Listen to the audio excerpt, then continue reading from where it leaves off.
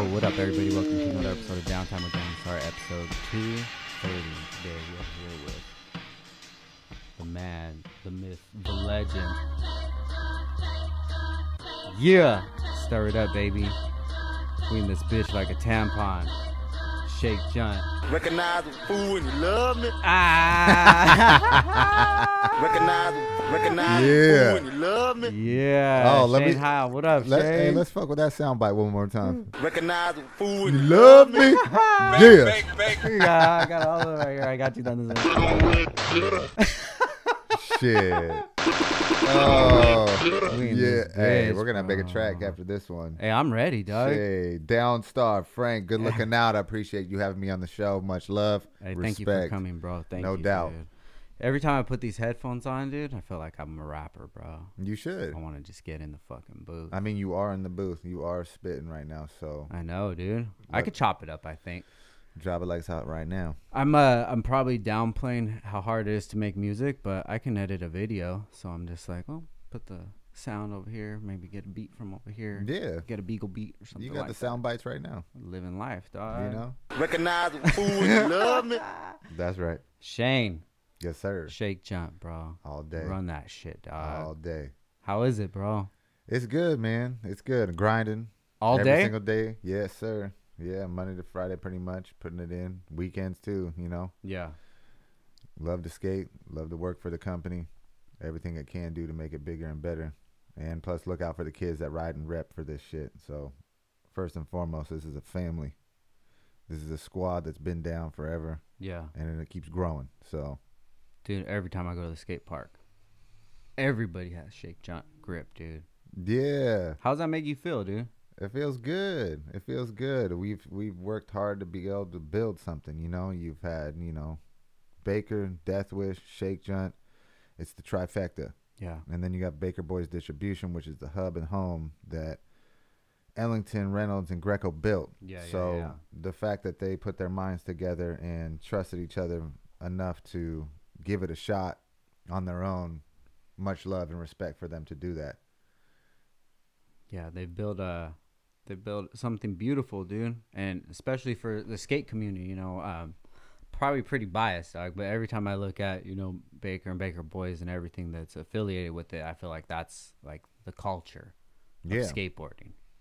I mean, for us, obviously, because that's all we know, right? You Yeah. know? Like, but it's rad to see that how big skateboarding has gotten, but at how crazy it's gotten at the same time. It's nuts. So we just try to stay in our lane, Yeah. you know, and bring on people that we feel that understands the vibe that we're trying to put out in skateboarding Yeah. and build these families bigger and better. And we're fortunate to have a distribution like Baker Boys that has a skate park in there for these kids to come and like see the new product, but not only that, just come and grip it and rip it and get down and just like have a good time. And that's a lot of the times I've met new team riders for Shake Junt. They bring, you know, existing team riders that bring their friends. Like that's how I met Jamie Foy. Really? Yeah, like he came to the skate park one day, and I just happened to be staying late after work, skating the park, and it was just me, him, and a couple other people. And yeah, unbelievable. Just right away, you just know when you see it. You're just like, oh wow, this is crazy. Who are you? You know? So was this before he was on Death Wish? Yeah. That's dope, dude. So what are some of the things that you like look for, something that kind of sparks your interest in a skater? Style. How you carry yourself. How you talk. You know what I mean? Yeah. The tricks obviously are something that's going to be the candy that you want to see, right? Just like, oh, let me see what's up. But you can have 50,000 different tricks that you can do, right? But Yeah. if you ain't doing them right, or you don't do them to a certain style of some sort, then I'm not really, it's not clicking for me. Yeah. You know, I'd rather go to the kid that's like, you maybe can't do as much, but damn, you look smooth on that shit. Yeah. You know, I'm gonna look for that. Plus, I like to build over here at Shake Junt. I like to build a little bit of, like Jamie, for example. We're talking about him. So Jamie introduced me to Zion Wright. That's his best friend, right? And say less. As soon as you see Z, it's almost like your eyes can't take off him when he skates. He's so damn good, you know. And his energy is through the roof. The positivity that he has, you know. And then there's Tyson Peterson. right? And then Yeah. there's Ish Sapita, and then there's John D'Lo, Mm-hmm. and you know, the list goes on and on through these Florida guys. But it all started being like, oh, that's my friend too, that's my friend too, that's my friend too. And I was just like, well, shit, all you guys need to be on Shake Junt. Yeah. Because that's the family that you guys built in Florida. You guys were in Florida and all rolled the dice and moved to California trying to make it. And one at a time, you guys are doing it. And they're all just clicked up in Florida, and they all just made the same You know? decision. So I'm like, dude, all you guys need to ride for Shake Junt. That way you can be, like, your family can be on the same company here. And to see them all get, almost all of them I know when they got on Shake Junt were like, they weren't pro yet. They were starting to get hookup. Like, you know, like Jamie was kind of flowed some Deathwish boards through, like, the sales guy at Baker Boys, Steve Hernandez. I think he was the one that was kind of like, hey, you guys need to put eyes on this kid. He kills it, you know? And then to, like, see the rest of those kids kind of flourish in their own ways and, like, take the next steps in their game. Ish Sapita's now pro for April Skateboards. John D'Lo's pro for Almost Skateboards. You know, Christian Henry's riding for Real Skateboards. Yeah. Zion Wright went to the fucking Olympics. Yeah. Whether you like it or not, my man was up there doing his thing, man. Like, he chopped out Nike from his life. Like, nah, I'm out, man. Vans up. Let's go. Yeah. You know, let me get a quick frontside 5 down a 23 stair before I hop on the Olympics plane. You know, it's just like, it's amazing to watch these kids do. And I'm just talking about the Florida's crew. Yeah. You know, I'm not even getting into, like, the OGs and, like, the Baker gang and Deathwish gang. But, like, those dudes are, like, kind of the story that represents a little bit about what Shake Junt does. Like, let me put on your homie because you guys are a family. So let's try to build that family within Shake Junt. The same thing is with Baker. The same thing is with Deathwish. The same thing is with Piss Drunks. It's like you might have the Jamie Foy illest capabilities to do anything on a skateboard to the kid that's just like, you know, he got what it takes, but it might take him a little bit longer. Yeah. But I'm going to put trust on him. Plus, Jamie's got his back. So that's how we build the foundation. Is that kind of a familiar thing that happens? Is people will try to put their homies on, or is it usually they're just trying to figure it out for themselves? You know what? Not really. There isn't like this thirsty thing like, hey, you got to put on my boy. You know, like, it's not really like that. It's more just like, is it cool if my friend comes and skates the park? Yeah, go ahead. That's it. It's not like pulling me to like go check him out, you know? Like, well, I just happen to catch it and be like, oh shit, that's your friend? Dope. You know? Like, so there hasn't really been that much of my friend, check him out type shit. Yeah, I feel you on that. But what I mean is, like, usually I'll see people that are, you know, they're trying to put themselves on whatever their respective field is. Usually they're kind of just focused on their own story and not really worried about like the guys back at home or anything like that. Do you feel like the Florida guys, they have kind of a different bond? They love one another for sure. It's definitely a crew, you know. But at the same time, they're working on their lane, you know. Like, just because this dude gets on Real doesn't mean like his homie can get on too. You know, it's not going to be as easy as it was for Shake Junt. Yeah. You know, like there is a part that's going to become like that's theirs and only theirs, you know. And sometimes that kind of can hurt. Like, why can't my friend get on this? But that's not here over Shake Junt. I'm just talking about other lanes. Got you. But yeah, those guys all work hard for where they're at in their lives, you know? Yeah. And it's rad to see. Yeah, it is, dude. Just being a young dude from Florida and trying to figure it out and, you know, becoming one of the best skaters out, just like Jamie Foy, dude. That's a huge accomplishment no matter what. For sure. I mean, the kid went from Flow Am Pro Skater of the Year in a year. Wow. And that's just, and he hasn't took his foot off the gas yet.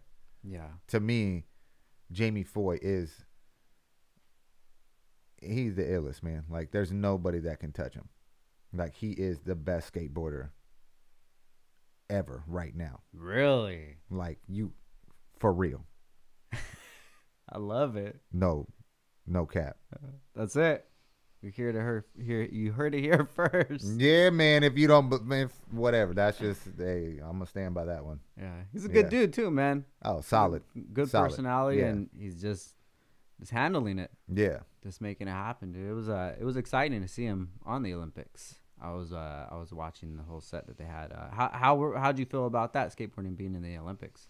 That's cool, man. Hey, it's just, it's just going to that next level. You already know it's just not gonna stop, and that's what's up. Like either it's gonna go as far as it can go, and then it's gonna come back to where it was. Like things go around in circles here. So, I mean, when I started skating, it was so small.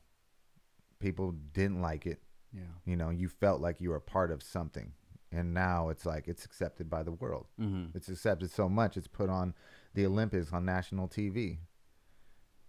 It's so accepted that people don't even need like board sponsors. Yeah. They're all like, what? No, I'm just an influencer. I'm on YouTube and I got my Instagram going and I can do the illest flat ground tricks and I'm up in the skate park fucking wearing my fits and doing my shit. Like there's different lanes for everything now. Yeah. But I'm an OG in this shit and I'm going to keep it real and going to keep pushing what I think is sick. Yeah. And I know the people that are a part of what I do think the same way. Yeah. Same with Baker, same with Death Wish, and same with a lot of other motherfuckers out there. So how long you been in it? Me personally skating or the company?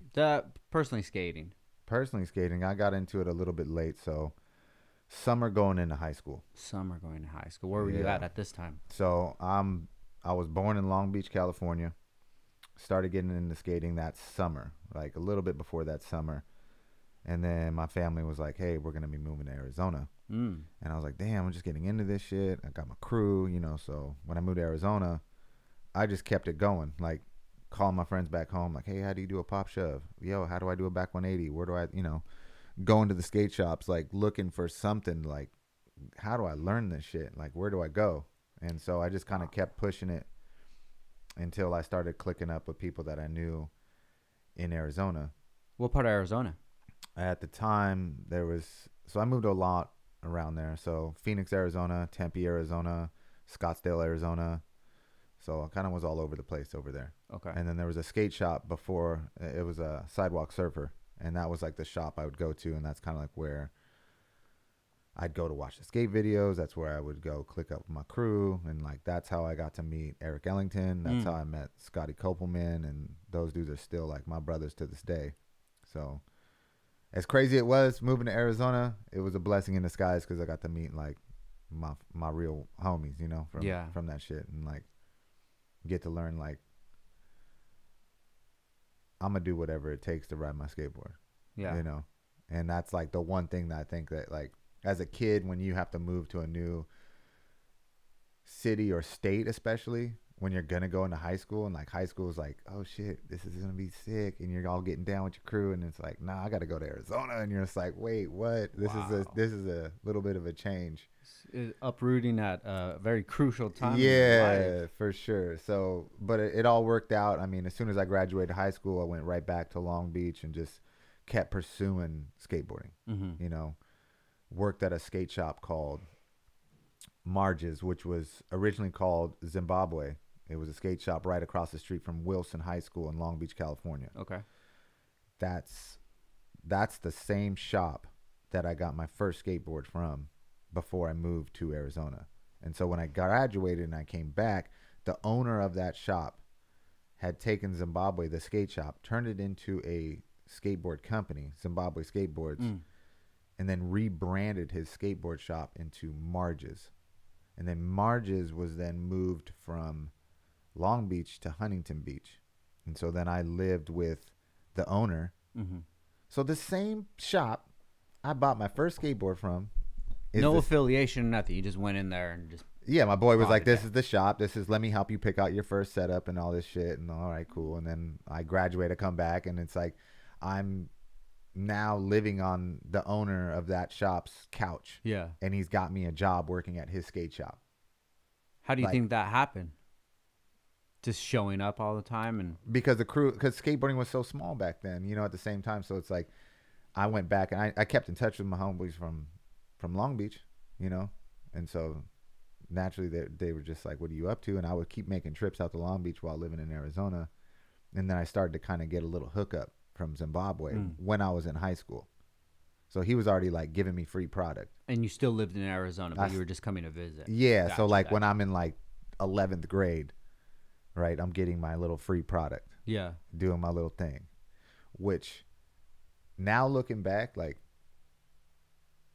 to get free stuff too early in the game can either take you to the next level because you want to do that, or it hinders you from like, you still learning. You still need to learn more shit, you know? So I just took the bag of tricks that I could do, and I was like, you know what? I'm just going to try to keep doing those and doing good and whatever. And maybe if I didn't get some free stuff, or maybe I didn't get that little, like, you know, flow hookup, I would have continued the path of like wanting to like learn how to do more shit. I don't know. You feel like you got put on too quickly? Maybe. Yeah. You know, like maybe, or I really truly didn't have what it took to be even sponsored in the first place. This is all just hype. You know, you're looking back and just like, what the fuck? Why did I get, you know, like, when I look over at other people that are like what they are able to do and how they flourish, like those are real, you know, those are professional skateboarders. Those are the ones that should be getting that shit. So then you start doubting your shit, and then you start, you know, and then this, you know, your insecurities start coming out. Yeah. And, you know, and you're trying to battle through that shit, you know. What if he saw something in you that you didn't see in yourself?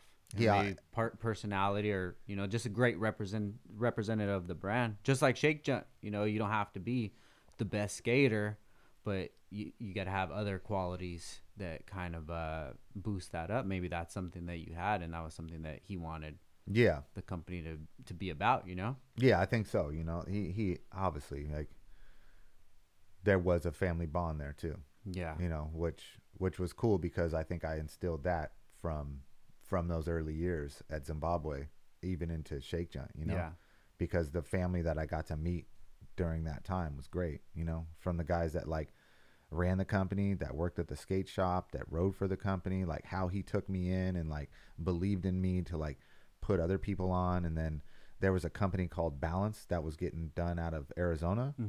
And then I was calling, those are my homies that are living in Arizona, starting a company called Balance. And I was like, hey, you know, Zimbabwe's based out of Long Beach here in California, where all the skating going down, you know, so maybe we can join forces, and let me talk to the owner. And so, hey, to the owner of Zimbabwe, meet the owner of Balance. Maybe you guys can figure something out. And sure enough, there it was. They partnered up, bring Balance into this. So now it's Balance in Zimbabwe, ran out of the same place. And I was like, damn, this is sick. We're forming this whole shit, you know? Yeah. And then Zimbabwe fell to the wayside, and then that stopped, and, you know, Balance kind of stayed around for a little bit, and then the bigger picture stuff started happening. Yeah. So when did you notice that this skating was gonna get to the next level? What was the next step from that? All you knew was skating. Like, that was your life. And it wasn't like it was paying the bills.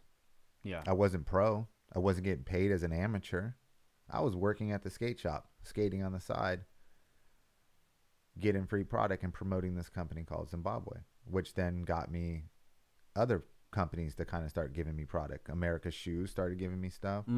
Grind King trucks. Oh, shit. You know, geez. Let's go. You know, I just bought some. Hey, I still ride them. Psych. No. I bought some, and I don't know what happened. Hey, shout out Grind King. Hey, he's on his hustle, bro. Yeah. No, back then that was like, they really looked out for kids that kind of weren't really getting recognized. You know, and they would put faith in us. Like, you know what? No, we believe in you.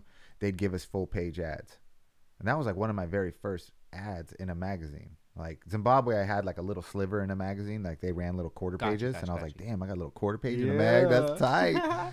And then, but Grind King was legit. Like, had Rick Cossack come take photos of me, and like full page color ad in a Thrasher magazine. Like, I was tripping. How old were you at this time? I'm probably either still in high school or getting out of high school. So probably like 18. Bro, that's crazy. Being in Thrasher, still a teen. Yeah. I mean, it's an older teen, right? Because you looked at like the Gamarianos and all that shit, and they're just like, they were bubbling at like 13. Yeah. D-Ways and all them shit. So the real pros. Yeah. But still, either way, just to be, 17, 18 and having that kind of accomplishment, that's huge. No, I was psyched. So yeah, that's why, like, I don't, like, people want to, Grind King has some maybe bad image about them or whatever, but you know what? They did a lot for me, and I'll never forget that shit. Yeah. You know. But right now I'm Venture Gang. Let's go. Hey. Yeah, it was Grind Kings back in the day. They had they still do the inverted kingpin. It was the bolt where you could the Allen bolt, dude. And I was like, and now you see that right this now. is so trick. Yeah. Independent just pulling this shit out right now. You know, like the inverted fucking kingpin with the Allen head. Like, come on, man. Yeah, bro. I was into skating heavy in high school, but like what happened to most car guys that were into skateboarding is as soon as they got their car, dude, skateboard went in the trunk and then they just went racing or something. That was my shit, dude. Yeah. Started getting into cars and I just lost. I didn't lose the passion for it, but it's just like that journey that I was on just went away until probably about 2 years ago when my son started skating. Okay. And I went to right here a skate shop down over here, and I bought him a deck. I'm like, I'm gonna get one too, just because. Take him to the park, push around and shit. And right when I stood on it, dude, it was like, yeah, you're back. Oh, dog. You're back. So seriously. I missed a lot of shit, but I'm glad to be back, dude.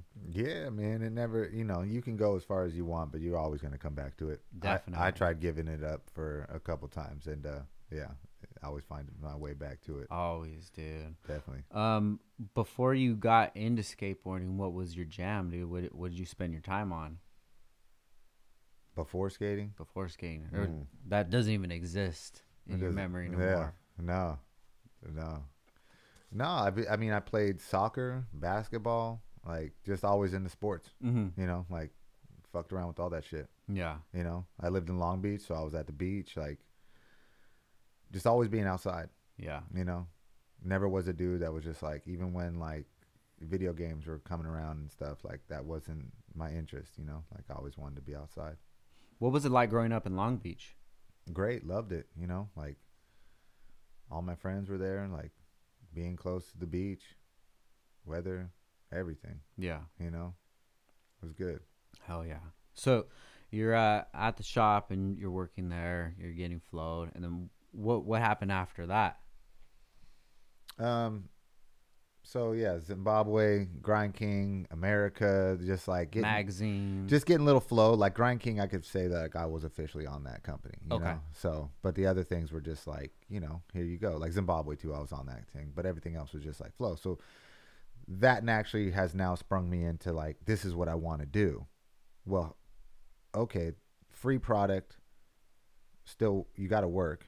You're staying on the couch. You're paying whatever, little $100, $200 a month to survive. You don't got that many bills. Like, fortunate to have a car. Mm-hmm. So it's like, all right, I'm able to get around, And then you got to try to, yeah. But then that was it. That was the hustle. So it was just like from job to job to job, whatever I can do, and never like wherever you move. So then after the whole Marges and Zimbabwe and all that, the next chapter for me was, did I move to San Diego or did I move back to Arizona?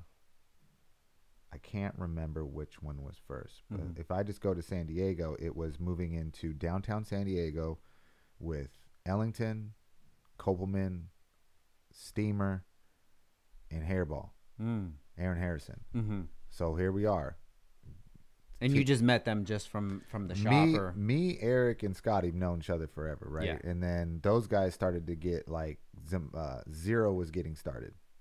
So now Balance, Zimbabwe, Marges, that's all like, all right, that's gone. Let's move into the next chapter. Gotcha. Now it's like Zero's getting started.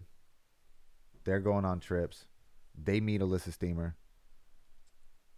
They meet a guy named Aaron Harrison. And they're like, hey, Aaron Harrison has this spot in downtown San Diego. He says like a couple of us could probably move in. And then there's another little spot attached to it that we can move in. So we all just like formed right there, downtown San Diego. Then I get a job at Tumyeto. I start working there and start putting graphics on skateboards. Okay. That was my job. So wake up, take the train to Tumyeto, putting graphics on skateboards, skating as much as I can, trying to get footage when I can. Then the day came. I get recognized. They're like, hey, we want you to go on this big tour. It's going to be Zero, Toy Machine, Foundation. all companies are going to take off and do this big Canada tour. Do you remember the year? 99. Okay. I turned 21. Okay. I turned 21 on that On tour. the trip. On the trip. Oh, shit. So if I turn 21 on the trip, I'm 44 right now. Somebody do the math. Somebody get the math. That's 23 years ago. 23 years ago, dude. Homie. Fuck. We've been doing this shit. That's crazy, bro. That's a long time. You know what I always trip out about, dude? Is like back That's why it's so damn hard to remember all Yeah. this shit, man. I'm just like, wait, what era, what time? Like 23 years ago, dude. I was on a fucking Tumyeto trip across Canada, and I can remember it like, yo. It's the dope shit that happens to you when you're young, right? The videos you watch are the ones that stain you forever. What was it? Oh, you know it's Plan B, questionable. Okay. Like questionable, and then virtual reality. And then damn near anything that 101 and World and fucking Menace and that whole shit, right? Yeah. But for real, it was questionable, and virtual reality was the game changer. That just like how you dress, what you listen to music-wise, what tricks you did, like stained. And it's still stained right now. And it's like even later on, like what other videos kind of influence you? It's like nothing influenced me like that. Nothing to this day has ever influenced me like that, because I was so young.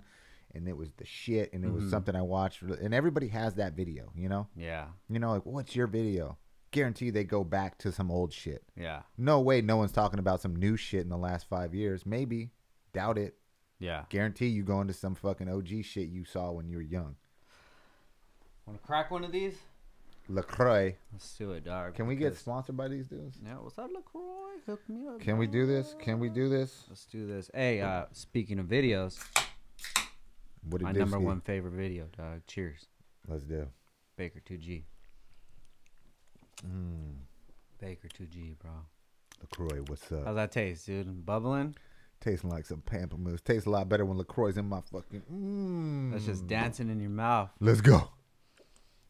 Baker 2G, bro. But we'll get to that. Yeah. We'll get to that. That's my jam, though. Yeah, everybody got their shit, man. But yeah, Tumyeto. Worked at Tumyeto. Went on this trip. I mean, just the fact that I got the job there and learned a craft is like putting graphics on skateboards. That's the shit. So how did that process even work? How they put graphics on skateboards, Yeah. or how I got the job? No. How it's actually done? Because I've never seen a skateboard built from scratch. The skateboard, they're made already. Like they're buying that. But glued together and stuff, and you get the blanks. Besides, we get the blanks. Okay. And so then they're just gonna burn the screens, just like they burn screens to put graphics on t-shirts. Gotcha. And sweatshirts Okay. and apparel. Same shit. But the framing that they sit in these screens are like bent a certain way, like the skateboard concave is. Got you. And then when you put the board in, you put the board into the pegs where the holes are, you know, so it locks in. Pull that screen down. Take your fucking fat ass squeegee, whatever ink goes on first. Pick it up. There's one pass. Put it up. Put it in the rack. And you're gonna do everything one pass. One pass. Let's say you got 300 boards. Yeah. Like, all right, there's 300 Jamie Thomas zero decks coming. Yeah. And let's say, I'll never forget this one. This board had like 8 to 10 passes. Oh shit. It was the one that had the woolly mammoths and shit. Like it was the one. I was like, oh shit, this is the one. And it's like, okay, one at a time, racking them, and you got to do that. You know, go do the math. Like do 300 times 8. You know, and there you go. It's like that's how many passes you got to do. Then you flip the motherfucker over, and you got to do the top graphic. Okay. Top graphic might have 3, 2, 3 more colors. And there was times where the screen would bust or you would bleed, and then you'd be like, oh, and you start losing it. It's like not landing a trick. And then the homie Damon, that was his name. He was my boss, and he's like, "There's a skateboard that we allow you to go outside and just beat the shit out of, because you're having a tough time. It's just like, dude, the screen won't fucking hold. The fucking too much ink's bleeding through, and you're just like, dude, I'm fucking blowing it." And he's like, but at the same time, it was dope too. So like Eric and Scotty would come by sometimes and be like, "Hey, just put one pass. I just want my shit to have one," or whatever. You know, I'm like, yeah. So they would have, yeah. So that would be like the dope part about it. But it was tough, you know. Like you're going to work while your boys are out there like living the dream. You know, they're filming video parts with Jamie Thomas. in this new shit, and you're just like, oh, I want to get some of that too. You know, like I want to skate. Actually, I don't want to work. Yeah. You know, but if I gotta work, I gotta work here. This is dope. You know, like I'm learning how to put graphics on skateboards. Every 2 weeks, they would give you a free a blem board, like a board that's just So you get a blem board and a blem set of wheels because they screen printed everything there at Temieto. Oh shit. So it's like, oh shit, yeah, one board, one set of wheels every 2 weeks. That was good for me. Yeah. I was like, hell yeah, like I can skate. You know, good product every fucking month, like. So at this time, are you looking at the job that you had as, okay, this is just a task that I have to do, or was it starting to click in your head like, okay, what I'm doing, this board is, I'm actually cooking this board, and now it's going to get sold to a customer. So like I'm actually part of the manufacturing process. Was that even clicking? Yeah, I mean, I'm learning a craft in skateboarding. That's pretty cool, but it wasn't something I was looking at like, damn, this is dope. I want to stay here. No, I want to skate. Was there ever any thought like, wow, I want to have my own brand someday? No, Gotcha. I want to skate. That's like, it. Just want to fucking skate. I want to skate and film tricks. Gotcha. Never had the vision of like being pro because I truly didn't think I was ever good enough. I don't know why. I just was like, you know what? I'm down to try hard and do my things, but I didn't have this vision of like, I'm going to turn pro one day. I'm going to do whatever it takes. I think I just wanted to be a part of it. Like I wanted to be a part of a video. I wanted to be a part of a team. I wanted to be a part of traveling. If the pro thing came, cool, but I want to just be a part of that. So when Temieto came to me and was like, stop what you're doing because you about to go on this trip. And I was like, damn, so I don't have to work, do this. Here's my shot. Foundation Skateboards is going to start flowing me. And then giving me the opportunity to go on this trip. Now, when I was on this trip, I didn't realize that it was so much my trial period. And I was drinking a lot. So they were watching I was you. doing my thing. But I'm already with my boys. Like, I'm with, like, I knew already, like, obviously there's some of the guys on Zero, some of the guys on Toy Machine. Like, those guys were my friends. You know, so I was like, yeah, I'm on here partying and skating. If anything, I've made it. Yeah. You know, like, so I didn't really, like, there was demos. I'm like, yo, man, I ain't trying to skate this shit. So it was like, the business side. Like, I'd be like I was chilling with, like, Mumford. Like, and Mumford's just kind of kicking off the sidelines. Mumford's pro as fuck. If Mumford doesn't feel like skating the demo, he doesn't have to skate the demo. Yeah. Or he can just do, like, a couple tricks and sign some autographs. That's Matt Mumford. So I just kick it with him and be like, I'm hungover, man. I don't feel like this shit. It was my birthday last night. I'm chilling. You know, like, what are you doing? What are you doing? Myself now would look at that kid and be like, you're blowing it.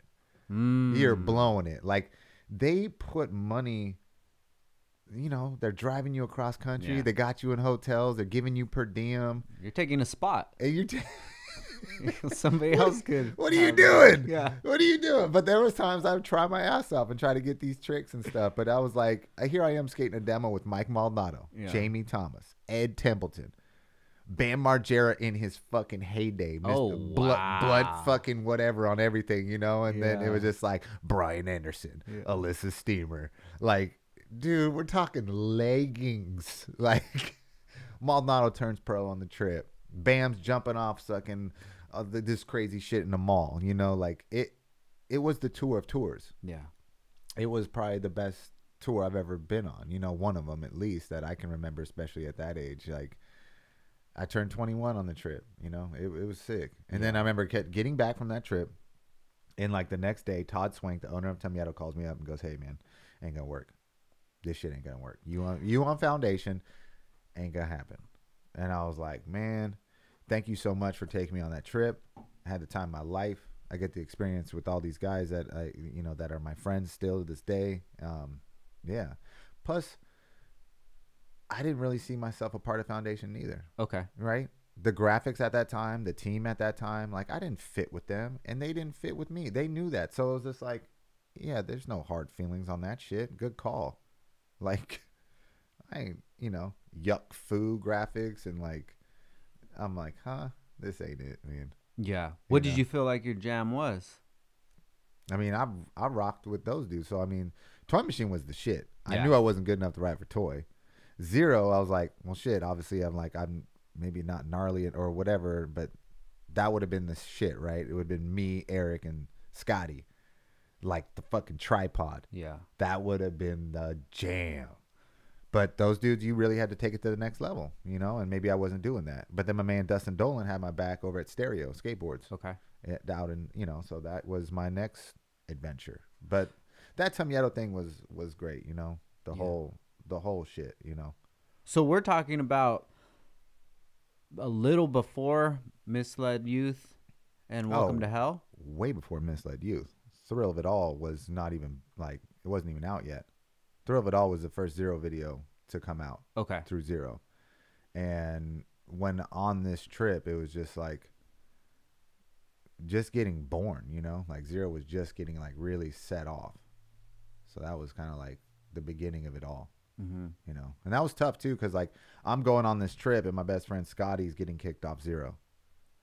Like, damn, I'm going on the trip and Scotty's getting kicked off Zero. This doesn't make any sense, man. This sucks. Like, we're supposed to all be on this together, you know. So that one hurt.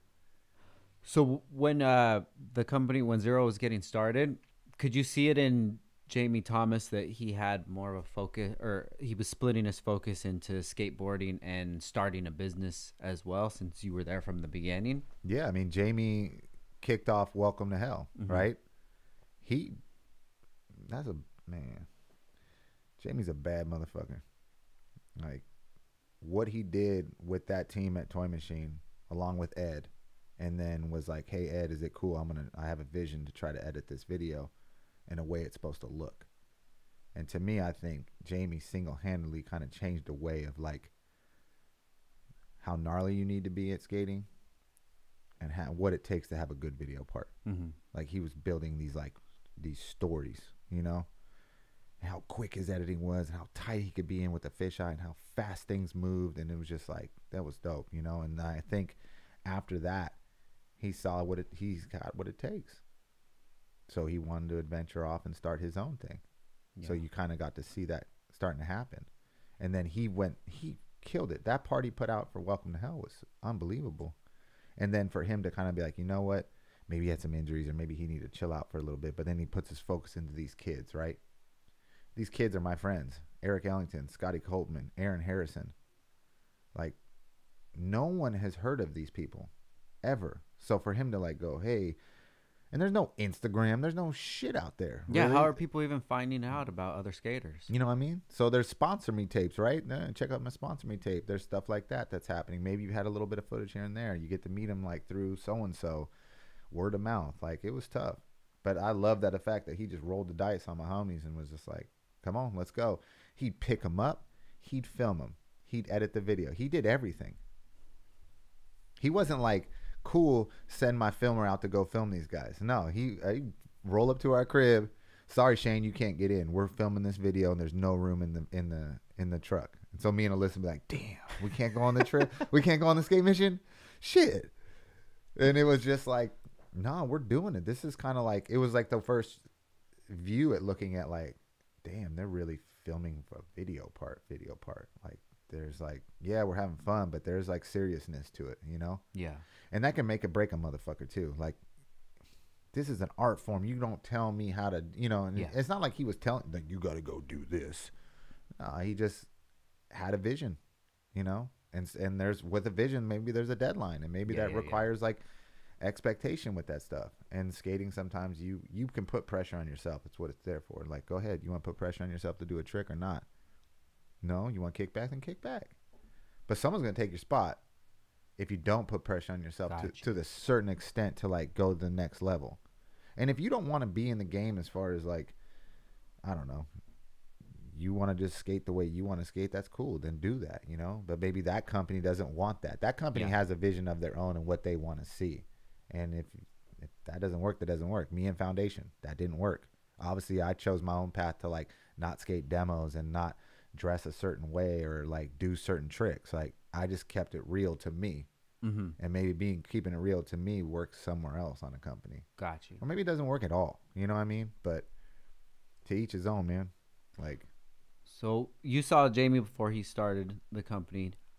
Was there something that you noticed in him before that you're like, yeah, this dude has something different inside of him? Or was it until he started, you know, filming and editing and just trying to make something happen? I mean, Jamie's always been a very like what is like it? an intimidating person that Okay. has very goal driven. Got you. You know, Got you. very goal driven. Like knows what he wants, knows what it takes, and is not scared to put in the work to get it. Mm-hmm. And if he catches the feelings off somebody else because, man, why you do, like, he don't care. He's gonna keep it going, you know. Got you. But he'll talk to you about it. He'll tell you this and that, why it's going down or whatever, you know. Like he gave the biggest opportunities to two of my best friends, and one of them, he's rocking. Eric Ellington. You know what I mean? Like, yeah, hell yeah. He took that to the next level. Eric did that though after, but Jamie blessed that, you know. Do you think that he saw what Jamie built and kind of got motivated from that? I think Eric just started believing in himself. Yeah. You know what I mean? Like hell yeah. He built that confidence up and was like, you know what? I'm gonna take my skill set, and then Baker was born, right? And he's like, well, shit, I just naturally feel better here because this is my new friend group. I'm kind of like living with. I'm skating with. Like, as much as he tried to stay over at zero, I think it just finally came down to him going like, I gotta go over here at Baker. No hard feelings. Yeah. Same with Greco. Like, we're building something new. Do you feel like people, like most people have that inside of them, but they just don't believe enough to be able to make it become anything? If you're talking about starting a brand themselves, starting a brand, just doing something out of the ordinary, it can be challenging. You know, like, not many people are cut for it. And I'm not saying that in like I'm shitting on somebody. Yeah. Because there's times where I want to be on the others. Like, you know, like it can take away from the pureness of what you do. Yeah. Because now all of a sudden you got to worry about deadlines. And then you got to worry about the team. And then you got to worry about marketing. And there's a lot of things that come with this stuff, you know, that like it's day-to-day grind stuff. And it either becomes a part of you and you love it, or it becomes something that you hate and you can't do it, you know, and it's taken away from the artist in you. Because if you're a skateboarder, so that's a form of art that you've loved to do. And sometimes running a business can take away from that, you know? Yeah. And so that can be tough. Yeah. Sometimes it'll be nice to just clock out. Sure. Clock out, do what you got to do, you know? Yeah. You know, you got to make somebody else worry about it. Shit, you make time for it, you know, like, running a company, filming video parts is not easy. Yeah. You know, shit, having a family, taking care of a child, like running a company and filming video parts can't be easy. It's like, but these are choices that you've made. Now the other fool that's on the sideline saying like everything sucks. Yeah. But everything sucks, but you don't get in front to do it yourself. What's up? Yeah, that's kind of the hard thing. Like, how can you even have an opinion about something that you've never Man, even you and me attempted? both know everybody's a critic. Yeah. Right? And once you put yourself on Front Street, right? Here you are, Downstar. Boom, I'm doing it. I'm making hats, sweatshirts, T-shirts. I'm building parts for fucking engines. I'm doing all this shit. Fucking hate it or love it, I'm going to try it. Yeah. You know? You build a squad around you that, like, most likely they're your family now. The people that work for you, you trust. Not only do you trust them, but you ride with them. And now here you guys stand as one. But you're going to be the first person to hear it. Like, yo, Downstar kind of weak, bro. Yeah. And you're like, wow. And that can break a person down. Yeah. Any kind of hate can break somebody down enough. You hear it enough. You see it enough. And trust me, I've heard my hate out there. Like, bro. That's why I came up with this slogan, "What's up, haters," back in the day for Baker. Because as much as you can say, like, man, hate doesn't bother me, bullshit. The hate gets you sometimes, man. One time I read a comment, this is off topic, but I read a comment one time. Somebody put a gun to that fool's head and pull the trigger and end this shit. I can't take this fool's dumb shit no more. I was just like, damn, this one sticks with me. You're telling me to kill myself. Yeah. Wow. I must be doing something right. You know, that's what I need to go on that, right? Yeah. Me and you talk, I'm doing something right. But deep down, I'm like, fuck, this shit kind of got me a little bit. You know, and it's hard. It's just like, you talk to your homies about it, shit. Yeah, fuck them fools. Like, they don't mean nothing, but you don't have to read it. Yeah. I did. Yeah, it wasn't about you. Yeah, so it's easy for you. Much just to love brush that I it got off. support and from my, but yeah, there's a lot of hate out there, man. And to go back to your point, do people think they got what it takes to do it? I don't know. Maybe some people just don't want to, and that's okay. Yeah, I always think about it from my point of view because when going through high school and stuff, it was just I did get a lot of like hate and bullying and stuff, and I didn't have much friends, so I kind of just stayed by myself. And I think Me too, dog. Yeah, I think doing that, maybe you'll be able to reflect this, is like it made me responsible for my own happiness. So I was my own happiness, so I didn't have to look towards friends or anything to to have fun with or to be happy. Like I just did it on my own. So now fast forward when I get to like this point where I'm at right now, it's like, okay, well, you don't fuck with me. That's cool, because I've been at a point where nobody at all fucked with me and I still fucked with me. So as long as I still got me, I'm good. Not saying that doesn't bother me, but it's just like I've been to that point where nobody even fucking cared, bro. So if you don't fuck with me, like, it would be cool if you did, but it's not gonna stop me. Yeah. Nah, I feel that, man. I mean, to become comfortable in your own skin, Yeah. takes work. You got to do soul searching. You got to be able to like look yourself in the mirror. You got to be understanding like who the fuck you really are, and be okay with your insecurities. Yeah. It's all right to feel bad. Like, I mean, a lot of people want to say that this don't hurt and that don't hurt and fuck that and whatever, but it's like, yo, man, we all human. Yeah. We all got emotions. We all get felt like, shit hurts sometimes. But if I can support the next man next to me or woman next to me to like live out their dreams, Yeah. or if they want to know a little something like, hey, I got an idea. Well, shit. Let's do it. Yeah. Or let me help you do it. Over at Shake Junt, I've definitely tried to like give people the opportunity to like, hey, I noticed that you make art, like, why don't we give you like an artist series? That would be cool. Yeah. Here, draw this. Let's put it on a t-shirt and I can get you some incentive, or I'll pay you for your art. Like, come check me out. Like, come in the art room. Like, you want to see how stuff's like laid out and stuff? These are things that can help people, like,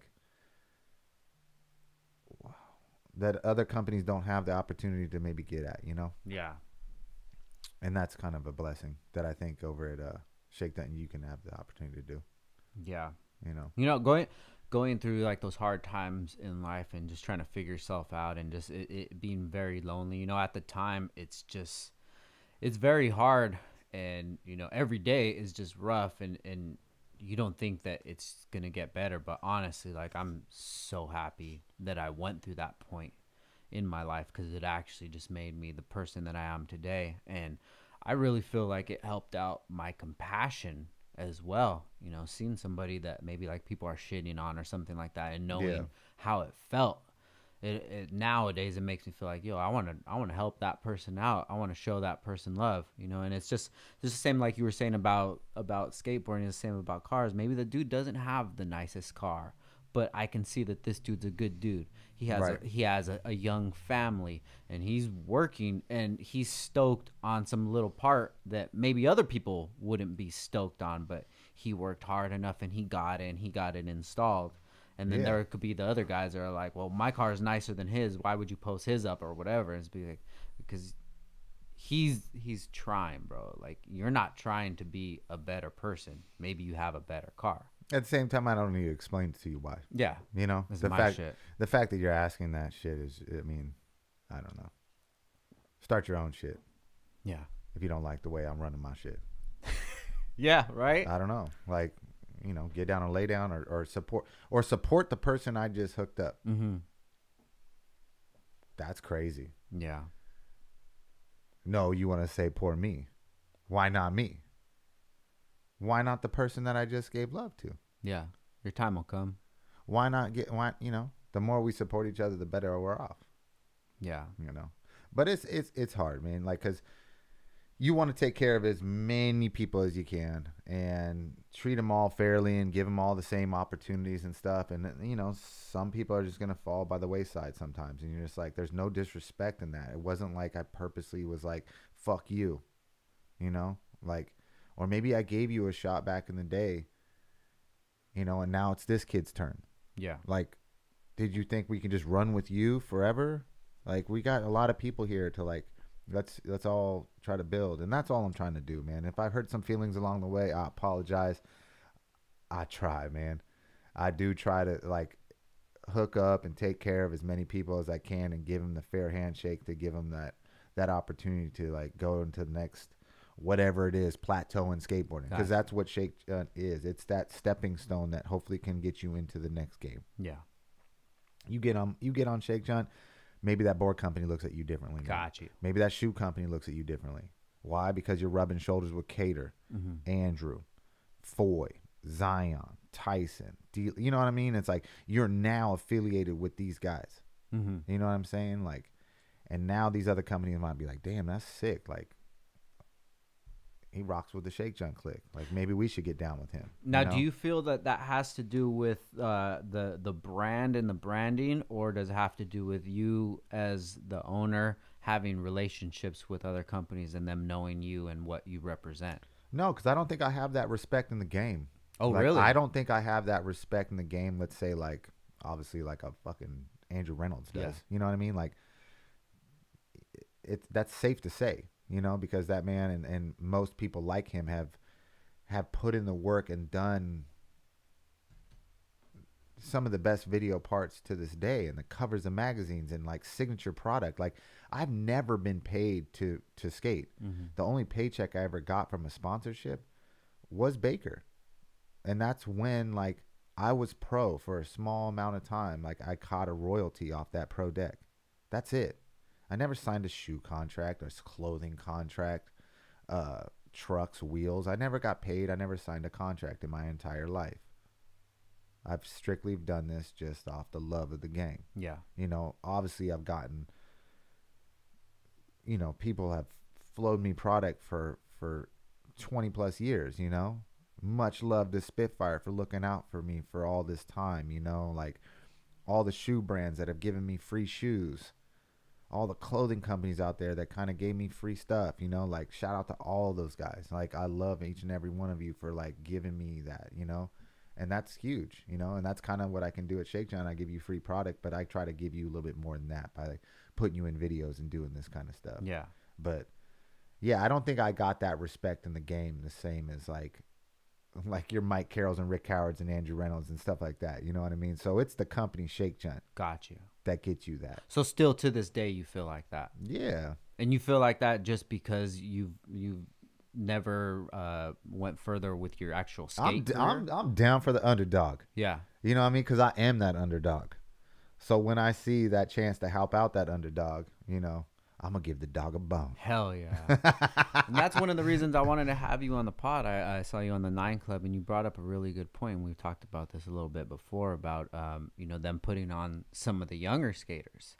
And me just being around for the last, you know, year or so and seeing kind of how everything is running, I see a lot of the younger skaters that are on Flow, and I started following them and stuff like that. I'm like, man, I wonder about this dude. I wonder what this guy's story is, you know. But then it just seems like you don't get to hear their story until they turn pro or until they have X amount of followers or things like that, you know. And it's just, I think that it would be cool to hear about these guys when they're on their way up, so they have kind of a starting point where they could look back at, you know, Sure. in 5 years when they do get their board sponsor. Yeah. Look back at their journey that they've traveled, and then their supporters, you know, they can be with them and know more about those people.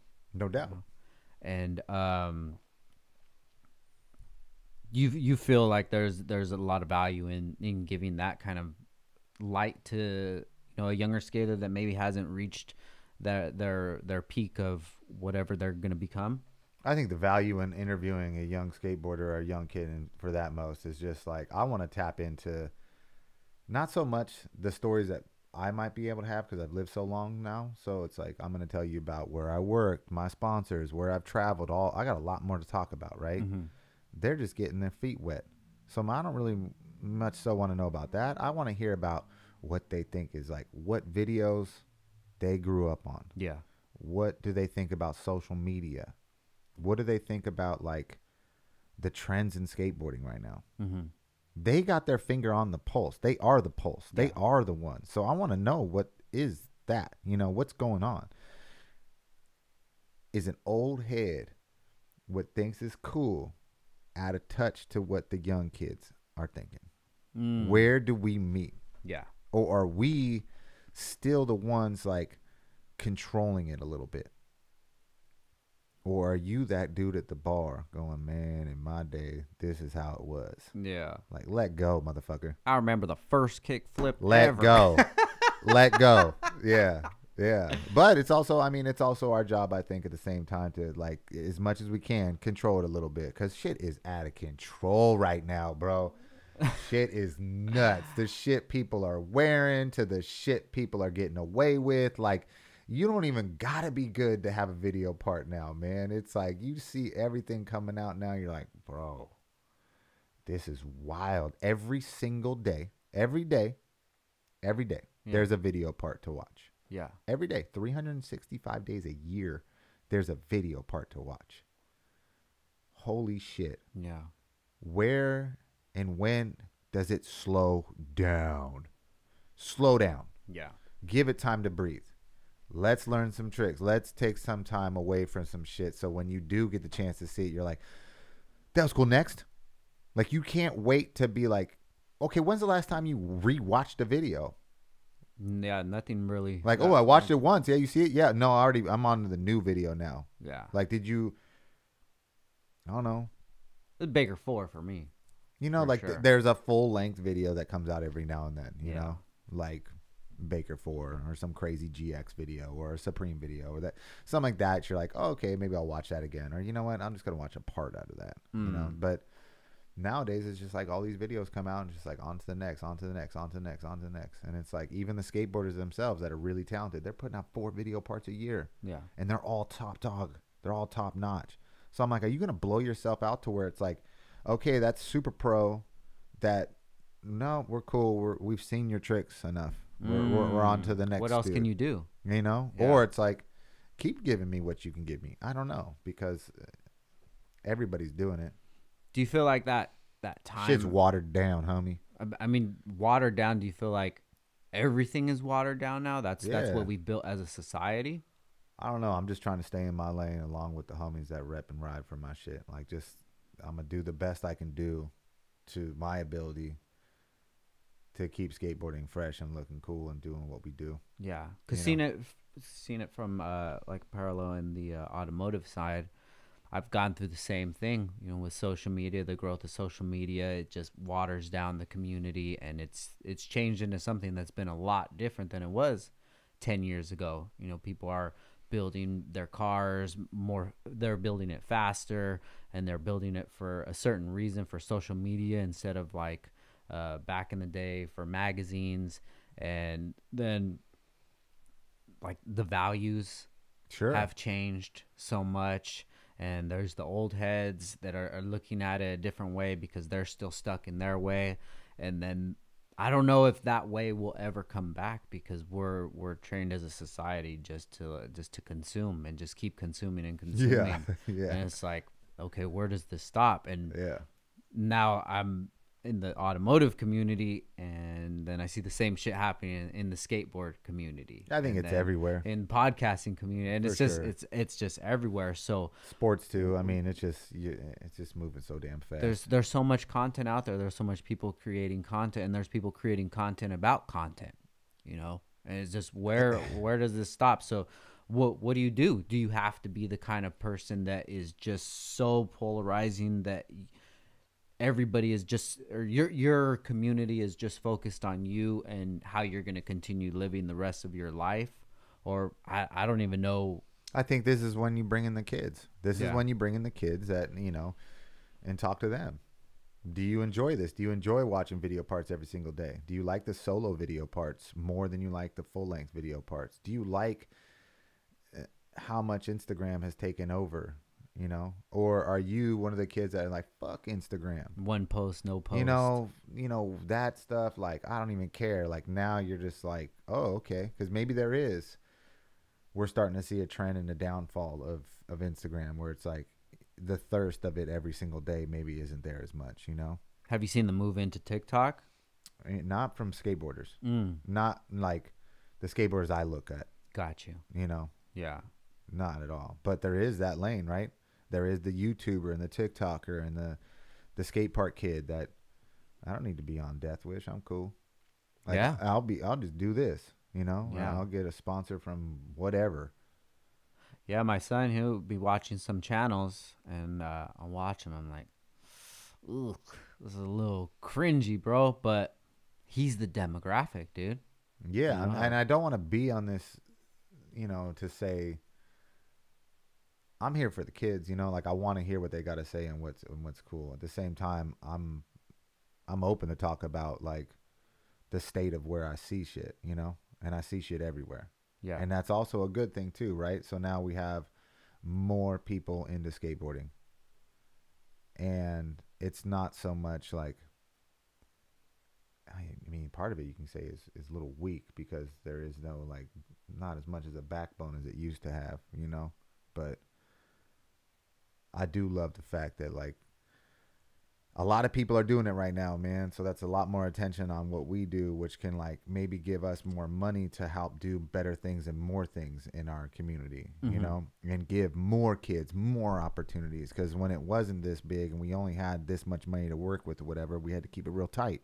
Yeah. But maybe that was better back then. I don't know, man. So it's like, it's tough, you know? Yeah.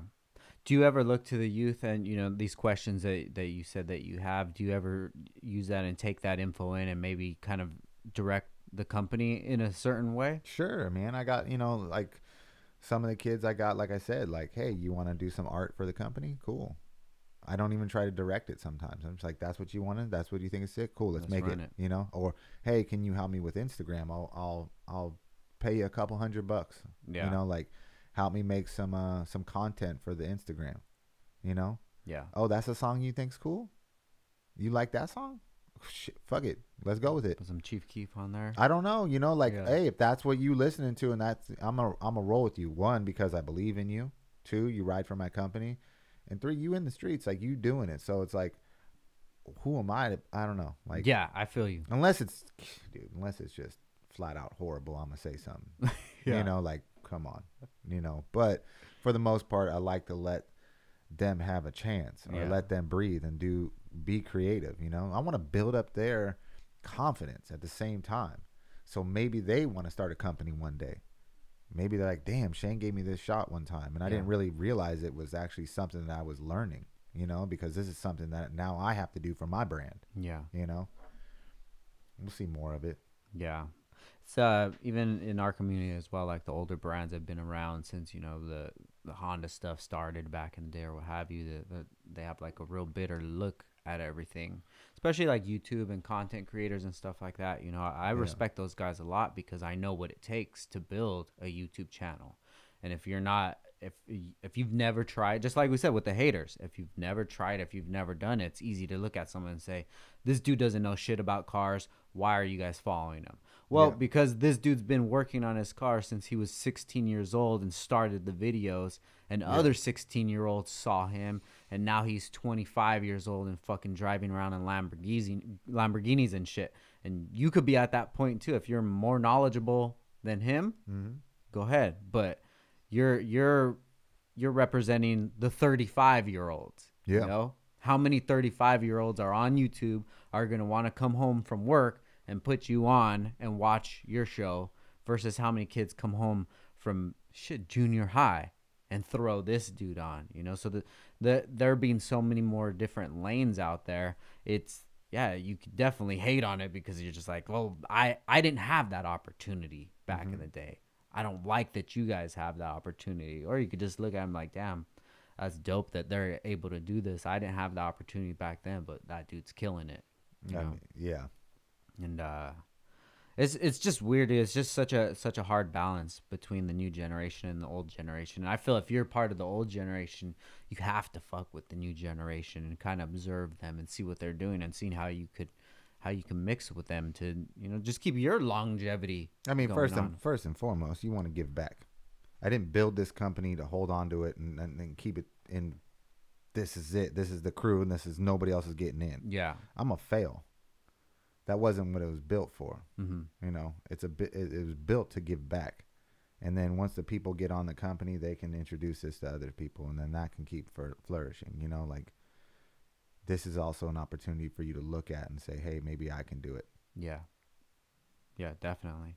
You know? So let's take it back a little bit. So you're at 0 and just everything's just bubbling up right there. How did you make the transition into Baker? Or can you just like paint that picture for me, the beginning of all of that? Well, I was living in San Diego, right? Getting flowed by Foundation, working at Tamieto, going on that big trip. Mm-hmm. Then during that process, moving to Huntington Beach. Okay. Moving to Huntington Beach, same crew. Eric, Scotty, Alyssa, me. Where are we going to move? We'll move to Huntington, get out of San Diego. Go there. We meet up with, at the time, the Birdhouse guys and like Ali Bulala. So that was like Ali, Andrew, Greco, Sumner, that crew. Wow. They're living out there. So Huntington Beach is popping. That's the spot. You want to be there. That's where Really? Birdhouse was the shit. And like, that's where Blitz Distribution was, and Jeff Rowley and, you know, Ed Templeton. And there was just a big scene going on there in Huntington. So we're like, all right, let's you know, we got to move there. You're still in the early 20s. Yeah. Early 20s, 19, 20. Mm-hmm. Get there, get a spot. Then I go on that Tamieto trip. Mm-hmm. I come back, get kicked off. Something's happening right now. Warner Ave, Piss Drunks, Mm-hmm. is born. So we're doing something. How did that get born? Well, that got born because it's just like you had my friends from Arizona coming back and forth. Then you had us, our crew, meeting Greco, Alley, Andrew, Sumner, and all those dudes, Lenosi and stuff like that. So now we got this big posse. And now we're just like, oh, we're all living on the street called Warner Ave. There's like multiple apartments we all live on. We're all just like stone throw away from each other. We're chilling every day. We're drinking every day. We're skating every day. This is our crew. There's nothing else that we do except kick it with each other and skate with each other. That's it. Wow, dude, that sounds so intense, bro. But it's just like a big skate house. Yeah, But it was just multiple apartments in one apartment building, you That's know? fucking dope. And then we'd be like, oh, how are we going to get money? Let's pool our product together. Go hit the skate shop, open up our trunk, sell our product. Cool. We got $100 or $300. Dope. Let's go to the grocery store. Let's get a barbecue going. Like, Wow. let's feed each other and Yeah. just keep it going. You know, some are super pros that are like, you know, they've made it. They're professional and whatever. And then it's just like slowly but surely, like Eric turns pro for Zero, and Alyssa turns pro for Toy Machine, and Maldonado turned pro for Toy Machine. And then, you know, it just keeps growing. Like people are living out their dreams. What I noticed with myself was like, I wasn't really moving forward. I was just riding the coattails of it. You know, I was in the mix. I was doing my thing. Dustin had my back, kind of like, hey, come out to San Francisco. I'm going to hook you up with stereo. You know, you could like stay with me at the 6 Newell House in San Francisco. So I was like, fuck it. I'm going to go out there and try my shot at this. So I'm doing that. But it's the same thing. I'm doing the same thing I did at Foundation. But I feel more comfortable at stereo because I'm meeting Pete Eldridge. I'm meeting J.R. Neves, rest in peace, Joel Meinholz. And we had a cool little crew. Chris Pastris is a solid dude, man. So I was just like, damn, this is sick. I like this vibe, you know? Even though stereo was on its last leg, you know, it wasn't the J Lee, it wasn't all that, but it was Chris Pastris was still in the game, and Dustin, my homie. So it was just like he kind of was running the shit right there. It wasn't a hard choice for you to make to move from Huntington to San Francisco. I was still living in I think I was still living in Huntington, but I was just making these trips. Okay, got you. Just staying there for a few days or whatever. Yeah. I think that's, yeah. So I was just doing that as much as I could. And then the video comes out, this deluxe video. And it has like Real, Antihero, Spit, you know, all the companies under one roof, one video. And Stereo had its own little section. Okay. And I made the cut. Got in the video, had my name on the thing, you know. But I don't know if I was really still like officially a part of the team, even though I was in the video. I mean, it felt like it. Mm-hmm. And then I think Stereo kind of, that was it, went under. And so I was back to, what am I going to do? You know? Meanwhile, Baker's being talked about. Baker bootleg. Yeah, how did that combo get started? So that goes with those guys. That's the Birdhouse. The crew, Birdhouse guys. You know, them going like, we got our own shit. Maybe we can do this. You know, that's Jay Strickland and Andrew and Greco and stuff. They're brewing over there. Mm-hmm. They're thinking of something outside the box. And at this time at Birdhouse, was there some sort of conflict, or why were the guys, a big group of them, looking to pull out? I think they're starting their own brand. And to own their own brand, go to Tony, go to Pierre, go to the guys that own that stuff and be like, hey, we want to do our own company based out of your distribution. Okay. So it's like, cool. But we're going to be, you know, some of these guys are going to be leaving Birdhouse to start this thing called Baker. So, okay, cool. Still out of the same distribution, you know, like, cool, give it a shot. Got you. Yeah. So those dudes are like getting that going, and I'm over trying to figure out me, and I'm still in the mix with everything, but never really like was a part of that, right? Because I didn't have the skills. Like, I didn't have the skills like Lenosi had the skills. You know what I mean? Like, I wasn't on a Jim Greco level, like, but still a part of the mix. Yeah. You know, watching everything go down. It was sick, though. It must have been an amazing time, bro, just to see the birth of all that stuff. Yeah, at the same time, you don't really see it like this is going to be huge or whatever, you know? It's like you're in it, you're living it, you know? Yeah. You know, up the drunks every single day. Like, that's what I've represented the hardest. Like, that Piss Drunks was live and die for that shit. You know, like, that's what I felt like such a part of. And I knew that was like my family. And that was what Dustin started. Dustin didn't start that. Okay, who started that? I mean, we started that. Okay, so as a group. You know, but I mean, if you want to pin that logo to somebody, you want to pin that name, I would even go to like Punk Rock Matt out in Phoenix, Arizona, maybe Ali Bulala. Like, you know, there was a crew that like maybe came back from a trip from Arizona screaming Piss Drunks, and then it just kind of like, oh shit, we the Piss Drunks, and then, you know, the little logo, and yeah, so it's like naturally stemmed from like an Arizona drunk trip or something. Came back to the Warner Ave crew, and then we just all started. That's our shit. So it wasn't even a brand at the time. It was just a clique. This is a crew. Got you. This is something we live by. And then later on, we're just like, all right, this is like never to be made product to be sold. Like, we kind of had this understanding amongst each other. Like, let's not make this into a company. Okay. Even though it had all the fucking tools to do it. I mean, it was getting out there. Yeah, But I was drawing it on my book covers in high school. And maybe that was the beauty of it, right? That it wasn't, you couldn't buy a sweatshirt or a t-shirt of it. And then sometimes if a guy, like, there was another code that's like, all right, if you have a graphic coming out, you could put the PD logo on your shit. But it can't be just like PD logos getting thrown everywhere. Got you. And it's so weird that like, what, 20 years later, it's like Dustin's just like, fuck this. I'm doing my own distribution called PD Distribution. All you motherfuckers are sober now. Like, I'm doing this shit because I'm the last remaining piss drunk. Like, we're all piss drunks, man. But like, if you want to talk about somebody that's like keeping it real, yeah, he's still living it. Keeping it real, yeah. Yeah, me and Dustin, we just did a collab with Shake Junt and Piss Drunks. Yeah, I got that. Yeah, it's kind of crazy. Sick. But yeah, it's weird. It's like now it's like Piss Drunks clothing is like Dustin's, but it's kind of all ours. But yeah, and like the guy that owns it is Dustin. Yeah. You know? Got you. But if that shit pops off, Dustin, and goes big, I'm going to want my royalty on me. It seems like there's a little different attention to detail on the Piss Drunks, apparel side of it. I remember I got the sweater, and it's just not saying that any of the other stuff isn't up to quality, but there's a lot of small details You're talking about the clothing, Yeah.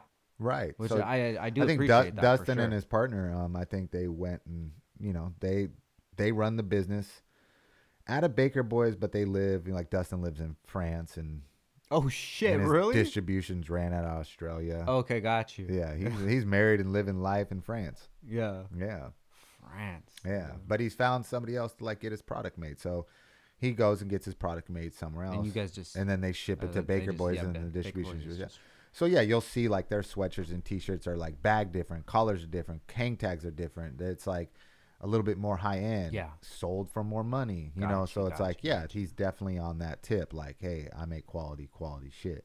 yeah. You know, this isn't just like run the mill t-shirts and sweatshirts. Yeah. Look into it. Shit's fresh. Yeah. It's pretty fresh shit, dude. So let's talk about Baker Bootleg. When that came out, what did that do to the scene? I think it did a lot, didn't it? I mean, I was on the other side, so I mean, to see the reaction from others, I think they liked it. Yeah. You know, and I think that's just very homegrown.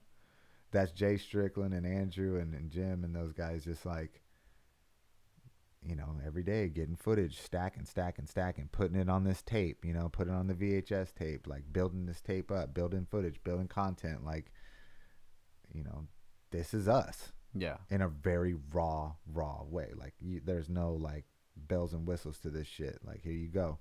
You know, some of those guys creating trends without even knowing they're creating trends.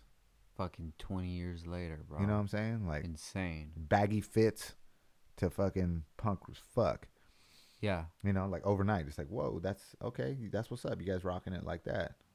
It was every type of skater. I mean, was represented. In, sure. In that, you know, more so than that one, Baker 2G. That video was just so special to me when I was a kid, and not even realizing how much impact it had on me. Like, there's so much of that influence has spread into my brand, just subconsciously. Sure. Without even thinking about it. No, it's the beauty of these, like I was talking about earlier. It's like you know, that introduction, that video that did it for you. Everybody has one, you know, and it really, they did something special, and it stuck with you, and it just resonates with you through the way you dress, the music you listen to the companies you start. There's a little influence in it. Yeah. You know, and that's special. That means like, that's dope, man. It doesn't happen all the time, you know. It takes, sometimes you got to wait decades for that to happen again. Yeah, dude. I would just trip out to see what it would be like just watching them edit the video or just being part of that process, because it was dope. I mean, it was strictly, I mean, Jay was editing in his apartment and the homies were coming through and putting in their 2 cents on the video, and like, it was raw. It wasn't a lab. It wasn't this like a bunch of computer screens and shit like that and all, like, nah. Them dudes did it real. Like, yeah. Crazy, dude. Sometimes I feel like shit like that, it's not even really the person. It's like something enters them and is telling them like, oh, this is what you got to do. This, because sometimes I feel the same way with me. Like, sometimes I'll get on like a creative lane, and just like, how the fuck did I even think about that? Like, where did that even come from? Where did this idea even come from? No doubt. And it just feels like in the moment, I'm part of something special right I think now. you just got to go off the feeling, right? I mean, that's all they were doing, is just like, we believe in each other. We're going to film the craziest shit that we can ever film. We're going to put all our into this shit, you know? And they just went for it. Yeah. And believed in each other. And they knew that they had some of the best skating too. So, I mean, without the best skating, it was just a perfect formula for everything. You know, it was the right time, the right squad, the right everything, you know. Yeah. And those guys gave it everything they got. And props to them, you know. Like, me, I was just along for the ride, watching it go down, you know. Like, I could have applied myself more. I had opportunities to, like, probably film more, do shit more, and just, I'm still up in the drunks because I don't believe in myself enough to be like, those dudes are too good. They're too good at skating. I'll never be that good. I'll just do what I can do when I can do it. And not to say that they looked at me like, you're blowing it. like, we really want you to be a part of this. Like, I was a part of it, but in a way of just like being the homie off the sidelines. Yeah. Like, I'm Turtle in Entourage. Yeah. Like, yeah, I'm yeah, that yeah. dude that's just like, oh yeah, that's the good homie. Yeah. Yeah. He funny and shit. Ha ha, ha. Yeah, we fuck with him. You know, they do. But it's just like, it wasn't until I got sober I realized, like, oh shit, I got some time to make up, because I wasn't believing in myself enough. I wasn't giving myself the right opportunities. I was downplaying it. Like, just, what am I doing? What am I doing with this shit, man? Like, take advantage of the time you got and the things around you. You're just letting it go by. Yeah. And I loved it all. I look back at that time in my life and be like, I rocked it to the hardest till the wheels fell off. But I was like, yeah, I probably fucked up some great opportunities there. And now I got to do me, I got to come back around. Yeah. And so when I got sober, I just kicked it in the fifth. Started Shake Junt. Started skating my ass off. Turned pro. Started a band called The GOAT. Yeah. Rock tours. Did a song with Lil Wayne. Yeah. Like, I just knocked down doors, homie. And it's all due to my Recognize a fool when you love me. Let's go, homie. Yeah. So Fuck when you talk yeah. about Baker Bootleg, Baker 2G, Baker 3, all that shit, I was fucked up and loaded, homie. Like, I was not, like, I don't remember the premieres. I don't remember, like, I remember seeing some editing go down, like, whatever, like. How deep were you? As far as what? Like blacking partying? out? Yeah, Blackouts every night. Like, Was what's it just drinking or? Yeah, drinking and drugging. Gotcha. Yeah, it was all the above. But yeah, I mean, it was a very destructive lifestyle. And like I said earlier, like, up the drunks, like, piss drunks was my motive in life. Like, wake up, drink, do the damn thing, up the drunks. Like, that was my shit, Also not believing myself enough to be like, I'm not even that good, so fuck it. I'm going to do whatever I can to get by. Yeah. But the whole time I'm just like catching odd jobs, doing whatever I can do to scrounge to get by. Like, I'm, Warner Ave started, that came to an end, and San Francisco was a great opportunity, and Dustin treated me so well and had my fucking back and like gave me food to eat and a place to sleep and shit. Like, wow, good looking out. And then after that, I was like, where am I going to go? These guys have, like, Baker's born, about to be born for real. Like, they're moving to Hollywood. They got money and shoe contracts, so that's Eric, Andrew, they're all going. Mm-hmm. I'm like, what's up? Maldonado's like, I'm going back to PA, Westchester, Pennsylvania. You can come live with me and my grandma. I was like, cool. I might take a little pit stop in Arizona, get a little quick job over there, working at big something. It was like an online store. It just started becoming like, we're selling skate stuff online. It was like one of the very first ones that started doing that. Big Deal was the name of it. Cool. Started working at Big Deal, living at my homie's couch.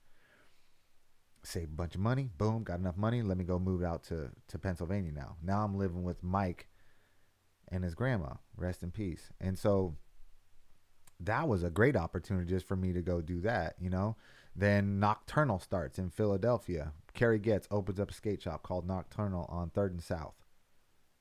I got you, Shane. You can work in my shop. No doubt. Say less. I'm there. So now I'm working at the skate shop, doing whatever I can do to get by. And what year is this? Ballpark. Early 2000s, maybe? Yeah, I'm 20. I'm probably like 23 at this point. So you're in PA now? I'm in PA. What the fuck, dude? PA, Baker's born, just getting started. Yeah.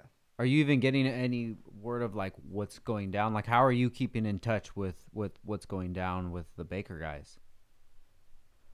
I mean, they kept me in, they kept me laced up, like, product-wise, And then I'm meeting a new crew out there, all Maldonado's homies. Because he was in Baker 2G. Yeah, and I'm staying at Mike's house. So Mike's connected. Gotcha.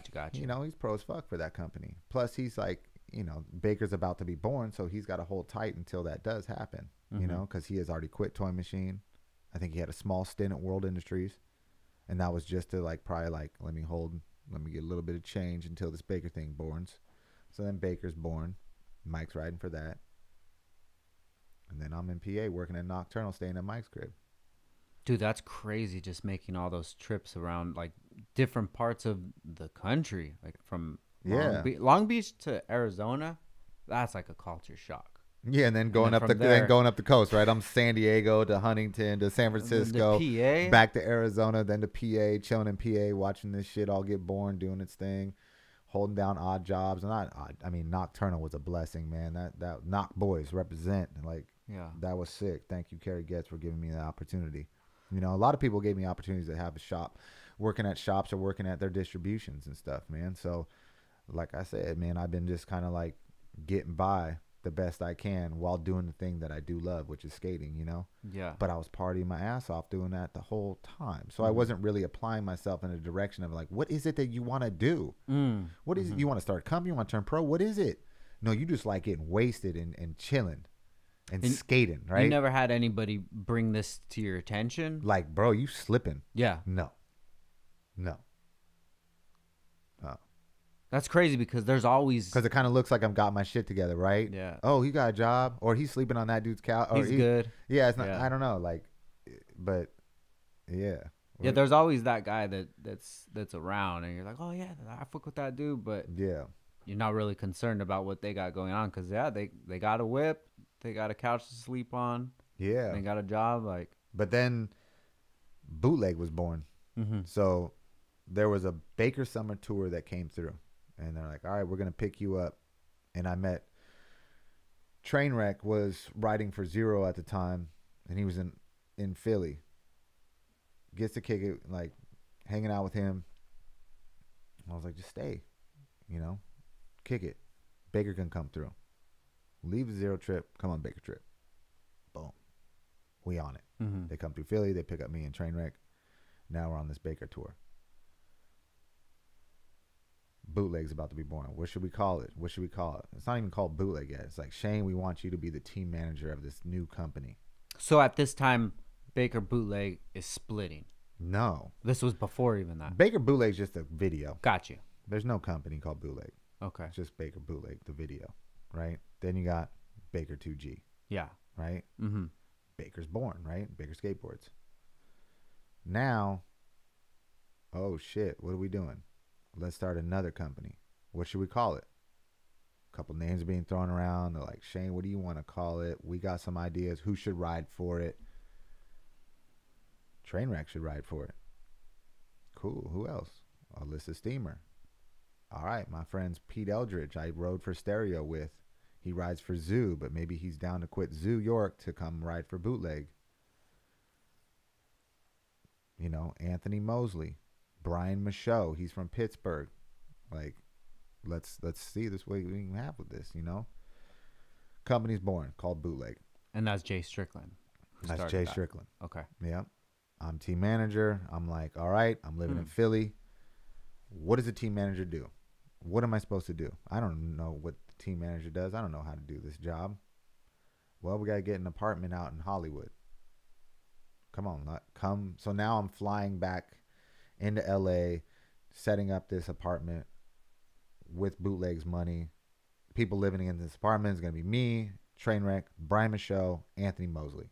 So now I'm like going to Philly, come back to LA. I'm back and forth because my whole life is now built in Philly. Like now I'm like, I'm there. So I'm like going back and forth trying to figure things out. I'm probably doing a sloppy job. I don't know what I'm doing, you know, like I'm getting paid this money to do this thing.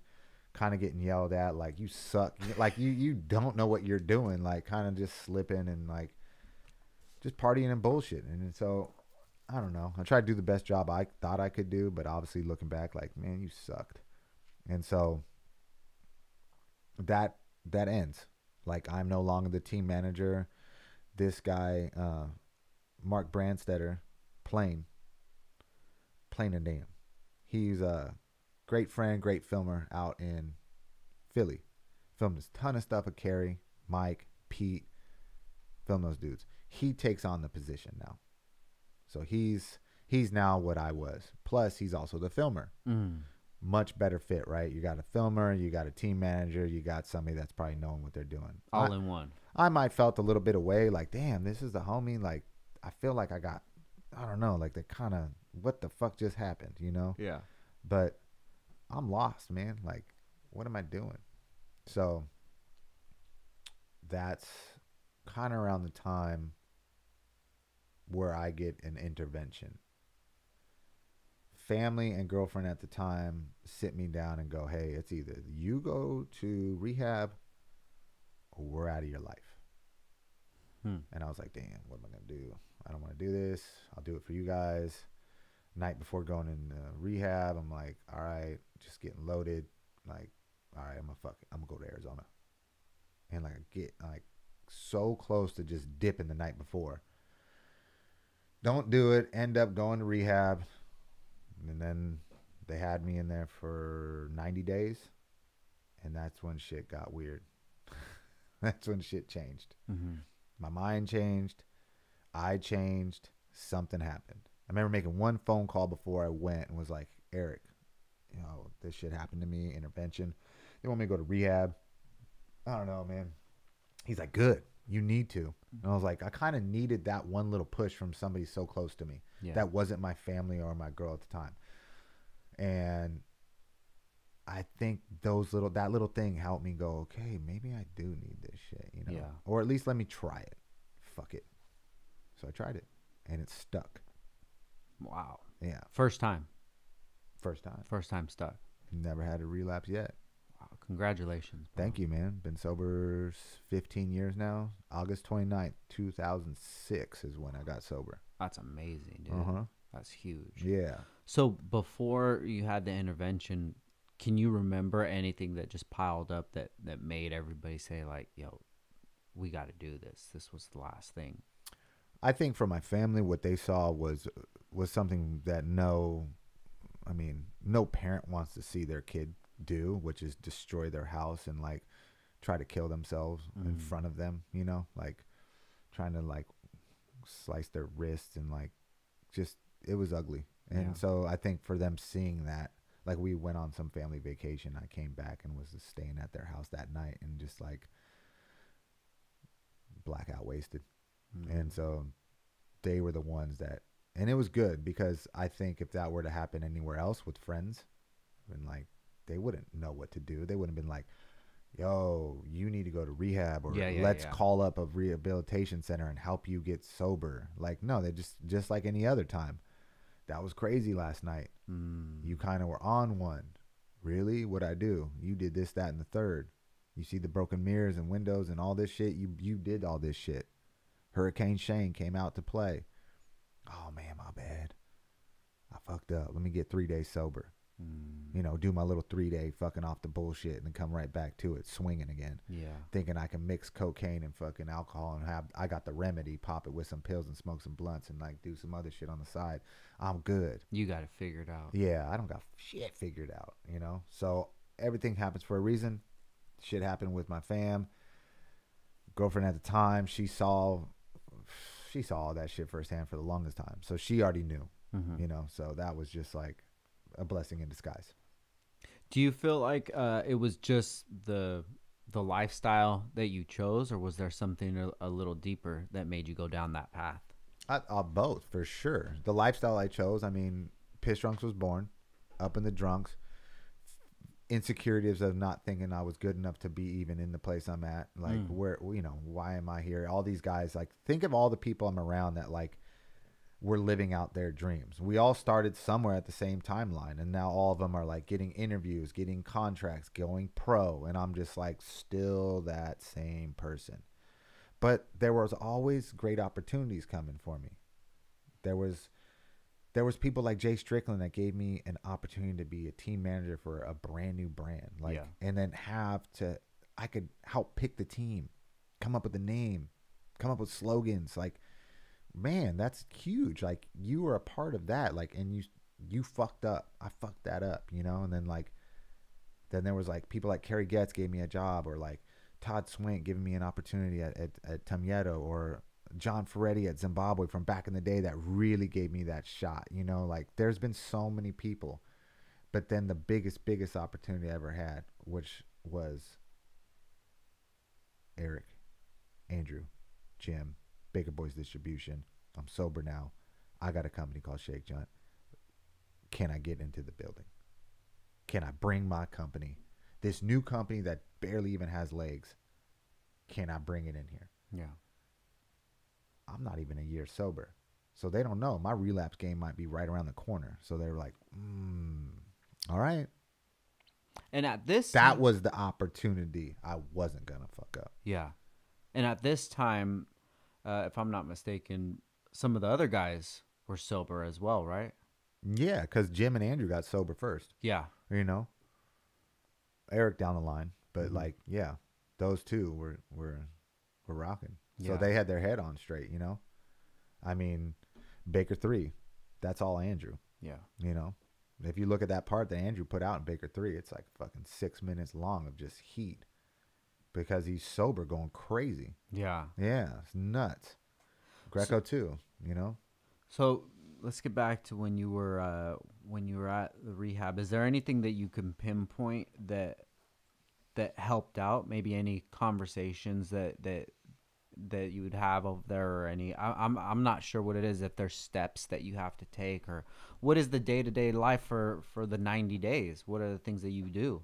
I mean, they got you in little like programs. So like they wake you up in the morning. They put you in these like from working out to eating, right? To talking to yogas to whatever. They have something for you to do from when you wake up to when you go to sleep. Gotcha. You know, and it's all these little things to better yourself and also figure out what it is that you're like, yeah, you like what drugs and alcohol do to you, but what's behind all that? You know, you take that away, you still are an addict. You still have problems. You still need to address the things that cause you to do those things. Because most of the time, right? Yeah, we're having fun and this makes us happy and shit, but we're fucking hiding behind something. Yeah. You know? So what is that? Figuring out what that is. Talking with other people about that also are trying to do the same thing you. I'm not going to try to talk to somebody about this kind of stuff that's also like an active person that's getting loaded. Or likes to drink and stuff, because they might not understand or want to understand, because why would they? Like, what? I do this shit. Like, stop it. Like, I need to communicate with people that are struggling the same thing I do. And that was the one thing that opened my mind up. So I would go to AA meetings and stuff like that, and I'm hating it. Why am I here? I ain't standing up. Fuck this shit. Y'all fucking corny as fuck. This is a cult. Like, well, you're not getting my fucking views on this. But sure enough, I start to play the game. Sure enough, I start opening my mind to it. It starts working. Damn, these people aren't that bad. Oh shit, they share a lot of the same things I do. I thought you needed to be a skater to fuck with, you know what I mean? Yeah. Like, my head was like, either you are in this little circle of homies or you're not, you know? So that was a big thing, is that I opened up my mind to other people. I allowed other people to talk to me that wasn't just skating. Yeah. Allowed myself to listen when I was being so stubborn about some shit, you know? Allow myself to learn how to walk differently, right? Where I don't need you to tell me I'm cool, right? Like, I'm learning how to live in my own skin. Damn, this is crazy. This is scary as fuck, because I'm so used to being in the middle of like my crew and comfortable and drinking and up in the drunks and doing that. Like, I don't know how to live outside this. And if I do, I'm going to be freaked out. I feel like I'm naked. Like, yo, help me, you know? So even when I got out of rehab, I didn't even know how to say hello to my friends that I was really rocking with before. So I stayed away for like another like 6 months. Yeah, I was going to ask you that, dude. Like, I remember running into some homies and being like, yo, what up? And they're like, where you been? And I'm just like, went to rehab. And I don't know. I didn't know how to talk to them. Yeah. You know, and some people like had my back. Like, yeah, like Andrew had my back. Eric had my back. Like some of the OGs. Like, I remember like Andrew lived right down the street, and I'd go over to his place because I knew he was sober. You know, I knew that he had put in the work. And him and Spanky were there one time, and they're just playing some music, right? Playing their guitars. And I was like, yo, I was riding a grip in rehab, just writing whatever was in my head. And I was like, hey, let me try to put some words on that. Yeah. And I started singing along to some shit, and they're like, oh shit, this is kind of crazy. And Andrew like had a little recording thing going on, and he's like, let's start recording some of this stuff. Yeah. Not saying we're going to become a band or whatever. And he had a friend that kind of helped him with it, you know.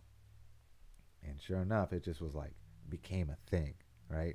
And he was in a great spot in his life where he had just like backside flip Wallenberg sticks in my head so much because I remember him like coming back from that trip and just was like scabs and just blood. Just he got beat up to get that trick, you know? And I think he needed time off a little bit. Like, I feel good enough in my video part right now. I'm going to take time to kick it and play music and learn this new shit. So I was coming over every day making songs with Andrew and then Spanky. And then Beagle was like, yo, I play drums. Like, oh shit, let's do this, man. And then like, I'm like, I got to go to a meeting. You want to come? He's like, nah, I'm you know, like, he just had his kid. And so I'm like, all right, I'm going to run to this AA meeting. I'll be back. And so it just became a new vibe, man. And I just found this, I wasn't skating. You know, I was just like making music, going to my AA meetings, trying to figure out what the hell's going on. Like, I'm a brand new person right now, you know? Like, so this is going to take time. Knowing that Shake Junt was born as a skate video only before I went to rehab, and we were trying to push this movement of selling these DVDs that I had in my apartment. When I came out, I was like, wow, it's still, the guys that were in that video were still holding it down.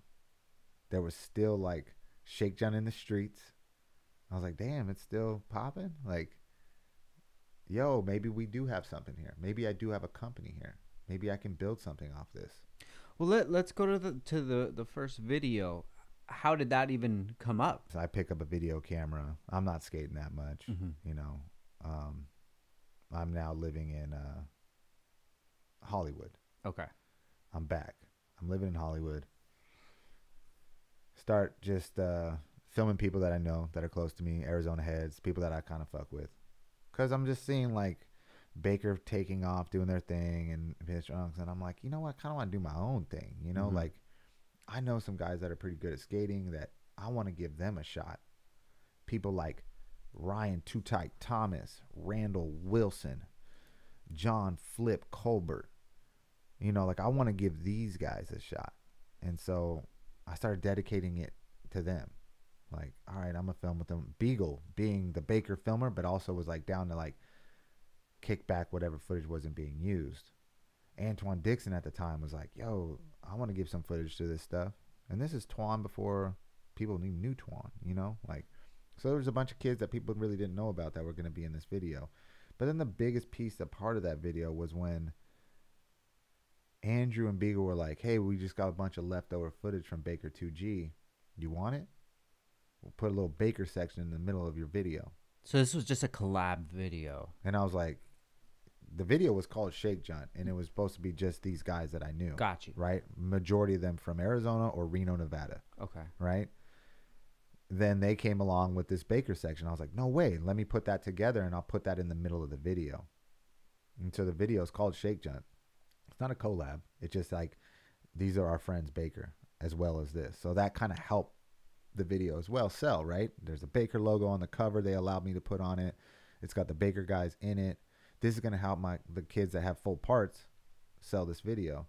So I do the whole thing and make the stupid little cover. I edit the whole entire video on iMovie.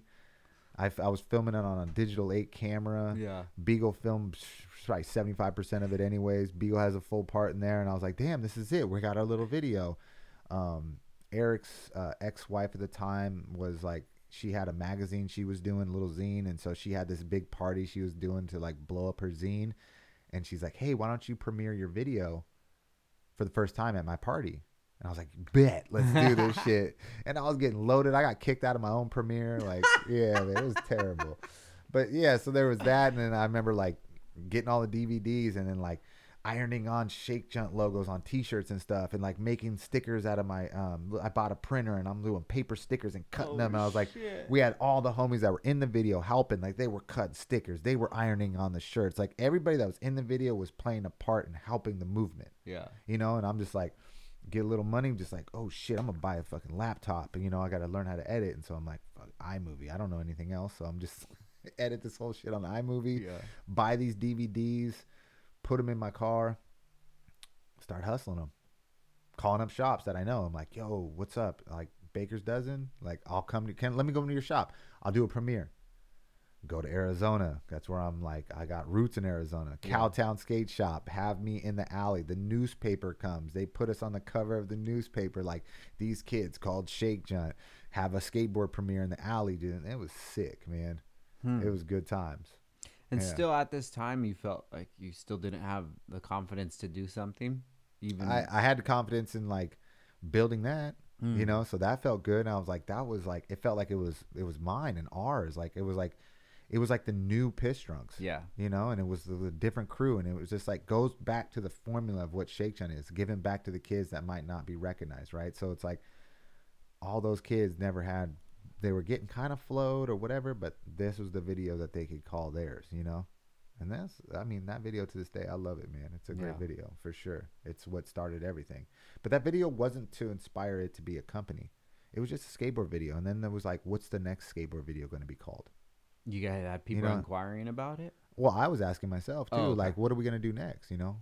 And then I wanted to start like this own thing called Goat Mouth Gumbo, like distribution, right? I was trying to build that shit. I mean, if you buy that, if you get that DVD now, it even says it on there, like Goat Mouth Gumbo Productions. Oh shit! Like, I'm trying to start my production line, so who knows? Like, maybe I'll have like another, like, videos will just be put out of this umbrella, or maybe some T-shirts will be made. Like, I don't know. Like, I was already on my entrepreneurship without knowing I was, kind of, you know what I mean? Like, there wasn't this like 5-year plan of this is how I'm gonna do it. I was just rolling with what was coming to my mind, like how we were talking about earlier. Like, hey, this kind of seems sick. I'm gonna try it. Yeah, you know, I'm gonna go for it.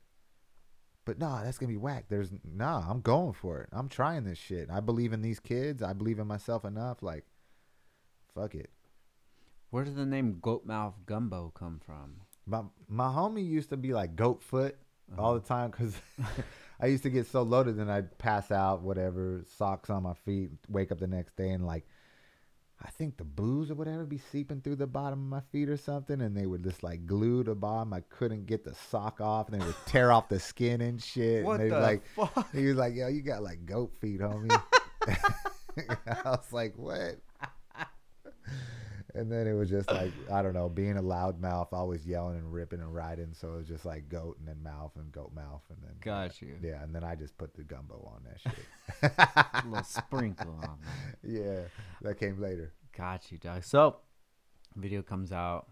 You go to get sober, come out, start the band. And then, what's the thing that made it click again, that, you know, maybe let me start focusing on this video again, maybe we could turn this into something? Well, I think just seeing the kids rip, like, still, like, Herman really put it on his chest to kind of like go, he didn't even do it like purposely, he just repped it, you know, like he always had it on his grip tape. He was doing some of the sickest lines over picking tables, just holding down Shake Junt, along with the other guys too. Not to say like he was the only dude, but it was like Herman had a name in these streets, you know. So it was just like, damn, that's sick. And then to see all that, and Theotis really put it down, you know, like it's like, wow, this movement isn't just this video, you know. The video was just the start. And I was like, how can I have Herman and Theotis be a part of this when they ride for these, you know? Gotcha. I don't want to make a board company. Yeah. Well, shit. Grip, bolts, bearings.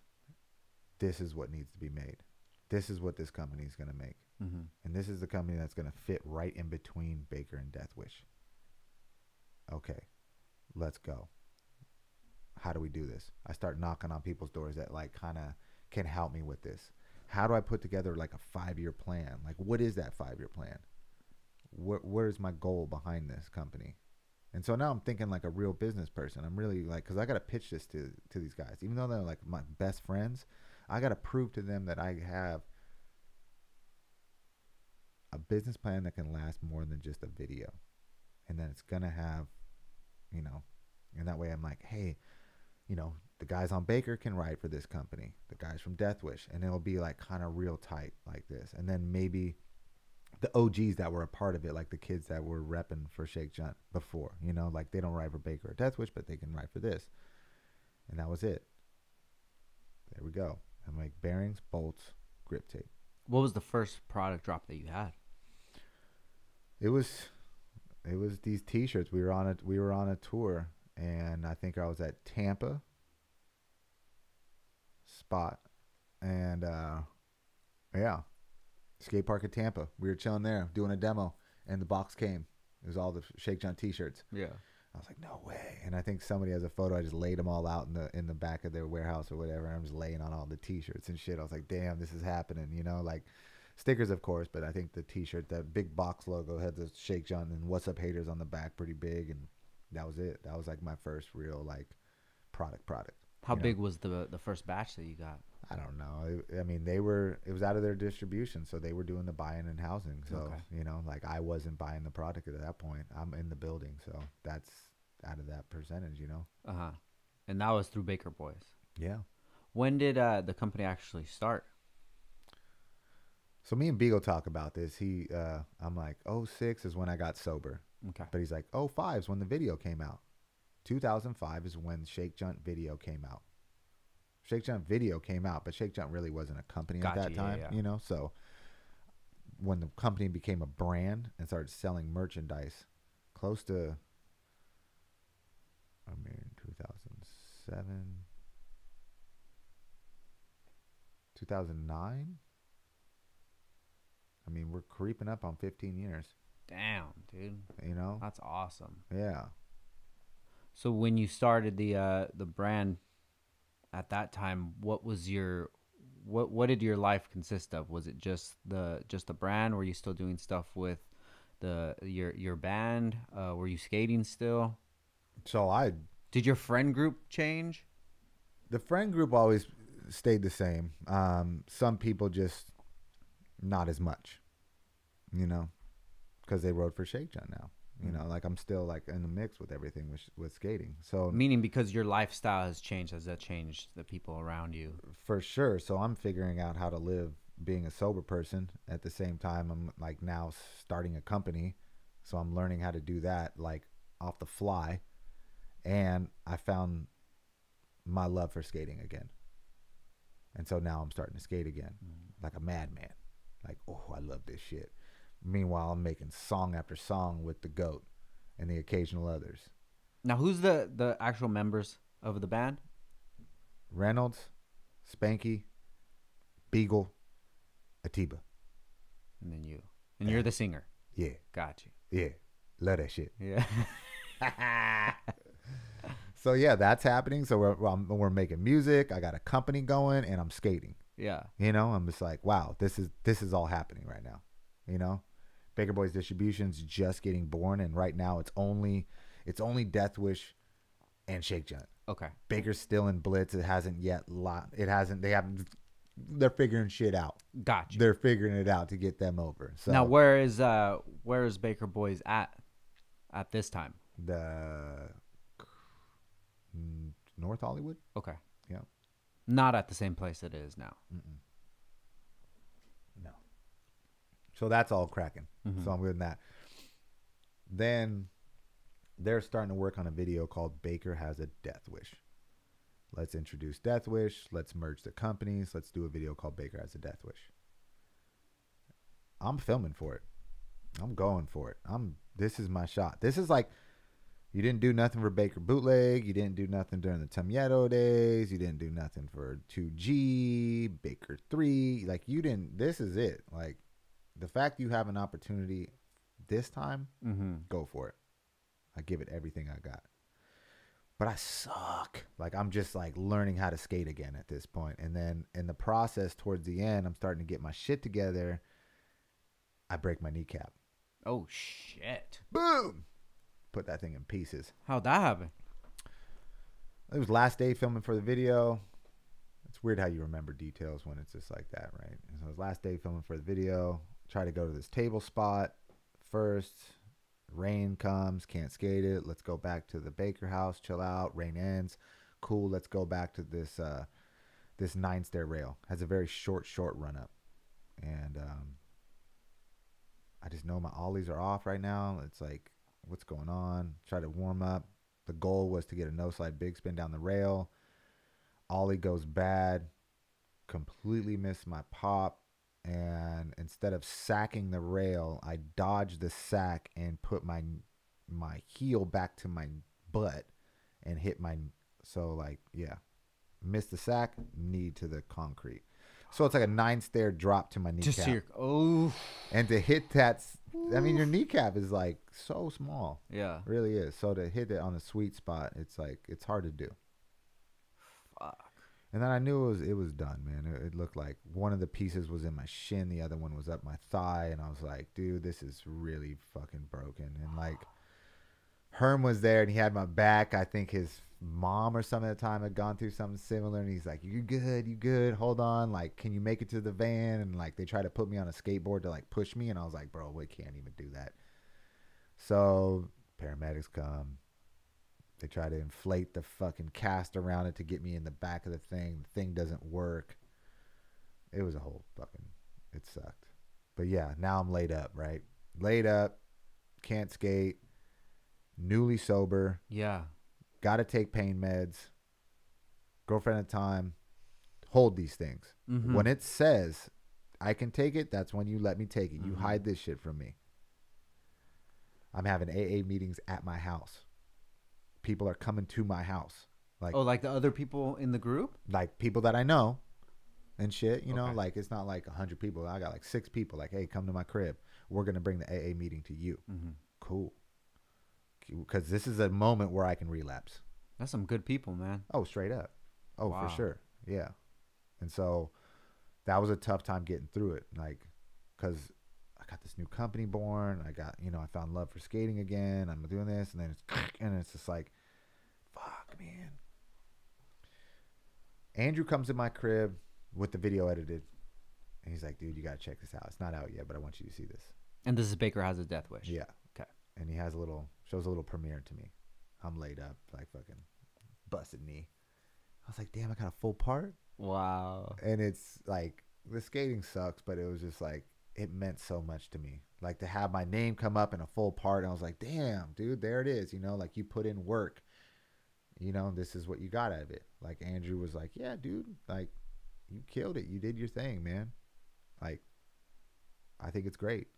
And that's where majority of the stuff comes from. Red, good, recognizable. Just all the little funny things that kind of like you get more out of than the tricks sometimes. Yeah. So you could see that was like the rebirth of me in that video, as far as like, oh, the shedding off the old bullshit that was me, Is it hard to watch some of the old footage of you, like from the older videos before you got sober? I'm not really in them that much. I mean, when I am, it's like hijinks or something? Yeah, but it's also just like, damn, where's the skating, homie? Yeah. Why aren't you skating? That's why I was just like fortunate to have that Baker Has a Death Wish relaunch. And so, to get through that and then get past the injury and stuff and then like start doing rehab and really get back onto it, and then like that one sucked because it really changed the way I could like skate, but it didn't stop me. Mm-hmm. I continued then on to do the next big project was Bone Nowison. Yeah. That video was huge. Like that was like, I'm gonna edit this whole thing. I'm gonna really like make it good. And at that time, Shake Junt had like grown into a brand and like it had a proper team and it was right in the middle of a lot of people's video parts. So it's like Figgy and Nuge and Andrew and Herm, and it was just like all these great parts were able to be given to that project, and I gave everything I got to that video to like, all right, this is my best part that I could ever do before it's all done. And you edited the whole video? Whole video. On iMovie? No. Did this Final Cut. Okay. Yeah. Dustin, got to give him props. He did come by and he put in his 2 cents. There was a couple other people I think did too, Donut gave some help to it, but majority I edited that video. And everything was digital at that time? Yeah. That's so dope, bro. Like, yeah. That's like one thing that I would love to do one day is just to edit like a full length video. Be careful what you wish for because that is some tedious work. A lot of people's feelings are attached to it. I would after that, I told myself I'll never do it again. As far as what, you didn't represent me correctly in the video? Is that what they were telling you? Or Sure. I mean, here's Figgy and Nuge's some of their best skating. Dustin Dolan gives you his best skating. Don't fuck me up. You know, like, are you gonna do it right? Then you have all the homies that are like, they ain't in the game, but they're a part of Shake Junt. So you're like, oh, you don't want to leave out anybody. Don't leave me out. Don't leave me out. Oh, you forgot my name in the credits. And you're just like, dude, the amount of stress I am carrying is crazy right now. This is too much. Too many people. This is wild. And then I'm in the streets trying to film my own video part. And then I'm going to try to do this premiere on top of it. And then I do the premiere. And then it's just like, Andrew gets on stage, pulls out my pro model. I'm like, yo, what? No shit. What are you talking about? Like, why? Wait, hold up. Like, I've been just working on making this video the best it can be. Yeah. That's all I care about, you know? And then the premiere comes and it's like one of the rooms, the shit doesn't work and people are standing. I'm just like, oh God, I failed, you know, fucking up. And it's like, hey, fool, get on stage. Fucking there's a microphone. Start saying like it's about to go down, you know? And I was like, all right, homies get on stage and shit. And then it's like Andrew's up there. I'm like, Andrew doesn't like to talk on, this isn't his shit. Bah, pulls out that pro model. I'm like, yo, what the fuck, yo? So there it was. It's like, here I am, fucking sober. Started a band with my friends. Like, broke my knee, got through it, and still like pulled off like my best video part I could. Edited a full-length video. Turned pro for Baker at like 34 years old. Like, oldest dude to turn pro.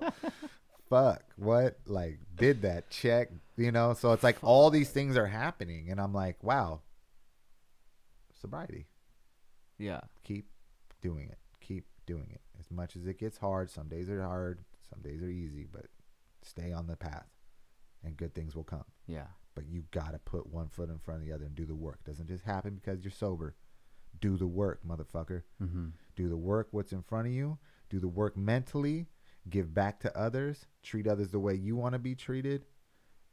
You should be good. That's the gumbo right there, bro. Yeah, stir it up, man. Because if you hold all that shit and be like, me, I did all this, me. No, I mean, yes, you did. Don't forget to give yourself props. I have a tough time with that sometimes because, like, some people sometimes don't give you props. I don't know. So you just keep moving past all these goals, you know? You're just like, all right, next one, whatever. But remember what you did. Smell the roses, man. You put in that work. You did good.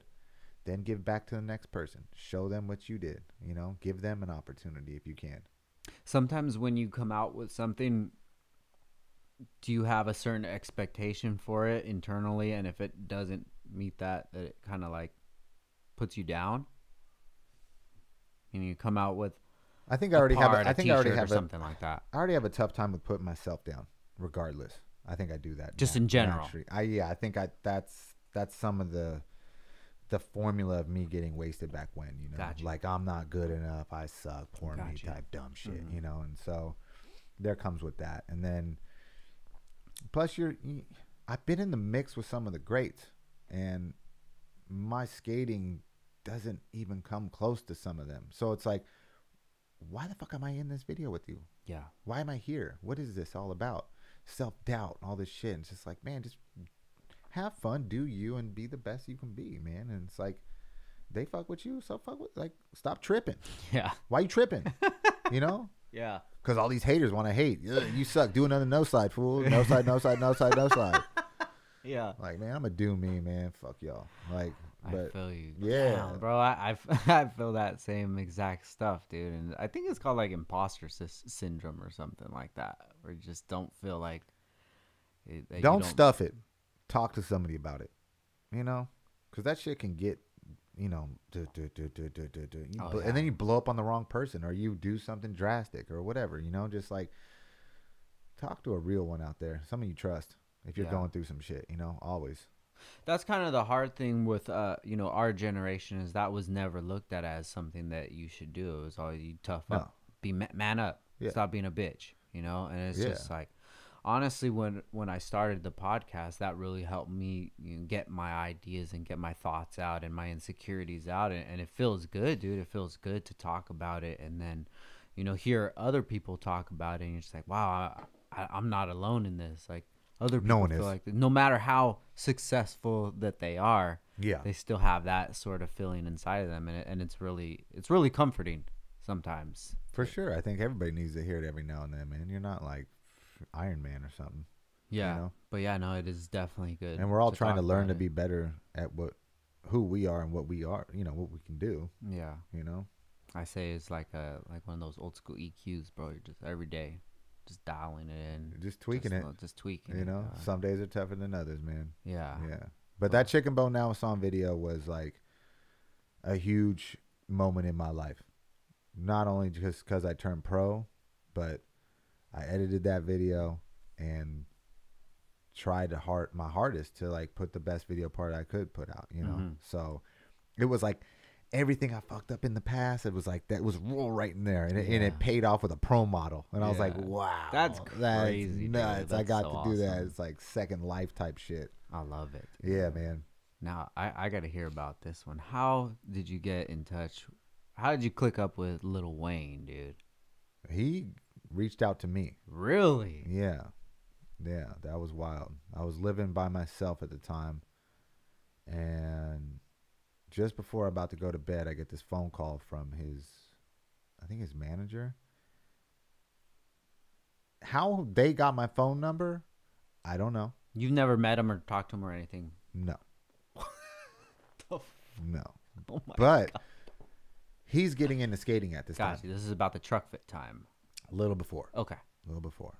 So he's getting into skating. It's all around, right? He's going to skate parks late night and doing his thing. So you're starting to hear it, you know, like, oh shit, Lil Wayne was at the Barracks late night, or oh shit, he was at Baker Boys, like whatever. Hey, get the phone call. We's gonna call you. Wait, did pick it you, up. Did you even listen to Little? Like, was he someone that you would listen to and stuff? Oh, yeah. Like everybody listened to him, but like, Yeah. what the fuck is he gonna call you? What do you call mean? right now? Like, yeah. I What mean, the come fuck? on. All those mixtapes Weezy did. Yeah. I mean, back even when me and Trainwreck used to just bump some of Weezy's shit back then, man. That was like some of our favorite shit we listened to. But yeah, like. So he tells you he's gonna call. Yeah, he's gonna call from a number you're not gonna recognize. It's like a warning shot. Hang up, phone calls, rings. I don't pick it up. Voicemail. It's me, Lil Wayne. Pick up. I'm like, it really was. This isn't bullshit. I call the number back. I'm like, yo. He's like, yeah, this is me. This is me. What's up? I need you on a track. Okay. Yeah, tonight, by maybe tomorrow. I'm like, all right, send over the beat. Let me see what I can do. Sure enough, that beat comes straight to my shit with codes and shit, like, so it doesn't get like whatever stolen. Right then and there, I hear it. I'm like, all right. I just start writing lyrics right then and there. I call up my friend Brian Michaud. I'm like, hey man, I got this huge favor. This is crazy though. Like, you're not gonna believe me. Lil Wayne wants to do a song. He sent me the beat. I got lyrics for it. You got the recording studio. Let me go through and let's try to chop it up. Now, this beat doesn't have any of Wayne's lyrics. Okay. Nothing. So I don't know if I'm supposed to. It's like a 5-minute whole. Am I supposed to just the whole thing? Am I supposed to pick and choose? What am I supposed to do? So I kind of just like punch in where I think I might fit in the song, and we send it over to his producer. That very next night, like 4 a.m. type shit, get a phone call, got your track, love your lyrics, we're good to go, good looking now. And I'm like, damn, we did it. Bro, how the fuck do you even I don't know. how do you even keep it together? It's like, yo, if Lil Wayne were to call me right now, I'd probably just freak out. So it's just like, I don't know. I'm living by myself, so, and I'm not like, and it was late, and there's nowhere to call. I'm not gonna be like, you're never gonna believe this shit or whatever. No so I'm just like, Instagram to post I'm just like, you know what, fuck it. I'm just gonna zone in, because now all I can think about is I got a job to do and I can't fuck up. Yeah. So Facts. I just go into that mode, and I'm just like, and it was a very challenging song. Yeah. Because it was like, Weezy was kind of stepping into a little bit of rap rock, right? This is I'm Not a Human Being Part 2. Part 2. So he's kind of stepping into that, and it was very loud and kind of like, I was like, all right, you know, like we can maybe, you know, I just gave it my best shot. Now, you didn't have any other samples of the other tracks. You just had this one, and you're just like, oh, well, I guess he's doing a rock song. I don't know if this is a mixtape. I don't know if this is a studio album. I don't know what other collabs or guest artists are gonna be on this. I don't know if it's just me and Lil Wayne. Mm-hmm. I don't know shit. All I know is I got this beat and he needs lyrics from me. Yeah. That's it. Yeah. So I'm going to attack that. I attack it. I send it to him. Weezy gets back to me. Say less. We good. Good job. Now that's it. I don't know shit after that. I don't sign no contracts. I didn't go to his studio. I didn't go on tour. Mm-hmm. Yeah. No, none of that shit. Next thing I know, go to work. Somebody's like, yo, the shit dropped. I Am Not a Human Being Part 2 is out now. And you're in it. You made the cut. And I was like, yeah, right. They're like, yeah, it's a studio album. You're the last track on the album. Congratulations. Me and Beagle, we run to Amoeba at the time. CDs are popping. That's how you got music. I go there. It's sure enough. It's got the moth on the cover that Weezy did. No, who did the cover? Who did the cover? Motherfucker, who did the cover? Lil Wayne. I don't know who did the cover. Actually, anyways, on that shit. Hello. Hello, name of the song. Last track, I'm Not a Human Being, Part 2. Mm-hmm. Hello. Kanye West did the cover. Really? Kanye West did that cover. Yeah. Yeah, very artistic. I don't know if I ever really doesn't even say Lil Wayne on the cover or anything. It just has a moth, red moth. Oh, okay, got you. Yeah. So I just buy a bunch of CDs and that was it. And then I'm like, yeah, do a little Instagram shout out like, yeah, I'm on the, whatever. Yeah, it was a trip. And then later on to find out like the bonus shit came out and the bonus had all these great artists that didn't make the real cut. Mm-hmm. And then here comes how much you get paid, all this shit. I'm like, I ain't paid nothing. I didn't get paid $1. Mm-hmm. Like, I don't know. Am I supposed to come at fucking Cash Money, Young Money? Yeah. What's up? Like, yeah, who do you even call? Right. How the hell did he call me? Right. Yeah. So I don't even know. So yeah, I went to some people that work in the music industry and they're like, hey man, just go to ASCAP and make sure you just get your shit covered as far as like, if it goes to radio play, if it goes to a movie or a commercial, they'll take care of you. Gotcha. But as far as royalties go, that's a marketing look for you, bro. Mm-hmm. Yeah. And I was like, whatever. Like, Fuck it. I'll give him 16 right now. As far as Lil Wayne goes, man, he's probably thinking I got paid already. Yeah. You know what I mean? Like, he's from like, this call. like, what's up? Like, yeah, you got paid. You're taken care of. My people took care of you, right? Like, nah, they never did. Yeah. They never even sent me a sticker. Not a sticker. You want a butterfly sticker? God damn it. No, it would be dope to have like, like some framed vinyl, something to put in my house to be like, yeah, that was that checkmark bucket did that. I didn't even know about it until J-Bone told me, and I was like, are you fucking serious? Not many people do. It's not something I run around flaunting it, but I mean, it's definitely a huge accomplishment that I don't fucking, I'm proud to be able to have that opportunity. As you should be, bro. God damn. Yeah, that was dope. That's like right now if Drake hit me up. For some vocals. I mean, yeah, for real. It was like, what's up? Let's get down. Yeah. Hello. So you never got to meet Wayne? No, I did. You did? Yeah. He came up to the Death Wish premiere and he sat right behind me. I was like, "What's up, man? I'm Shane." He's like, "I know. We did the song together." And I was like, "Oh, okay." Like, then whatever. And you never found out how. But Weezy fucked with Shake Junt. Yeah, he did, he has a tattoo. Yeah, he gets down with us, and he was coming out in the streets every now and then and like really like skating with us. So you got to skate with him too. I didn't, but Herm and Braden and like Beagle and them, they got a chance to get down with them, And Theotis is like, that's his boy. Like Theotis and Wayne go like they hold that down. Yeah. He has a Baker tattoo on his face, right? I don't know. Yeah, I'm pretty sure. I looked it up yesterday. Yeah. So I know he's got Shake Junt tatted on his hand. He's got Shake Junt tatted on his hand. Wow. Yeah, but that was sick, man, because we weren't trying to get down with Weezy because he was Weezy. We obviously loved his music and loved him, but we wanted him to like love skating the way we love skating. And I think he saw that authenticity. Got you. That fucked with it.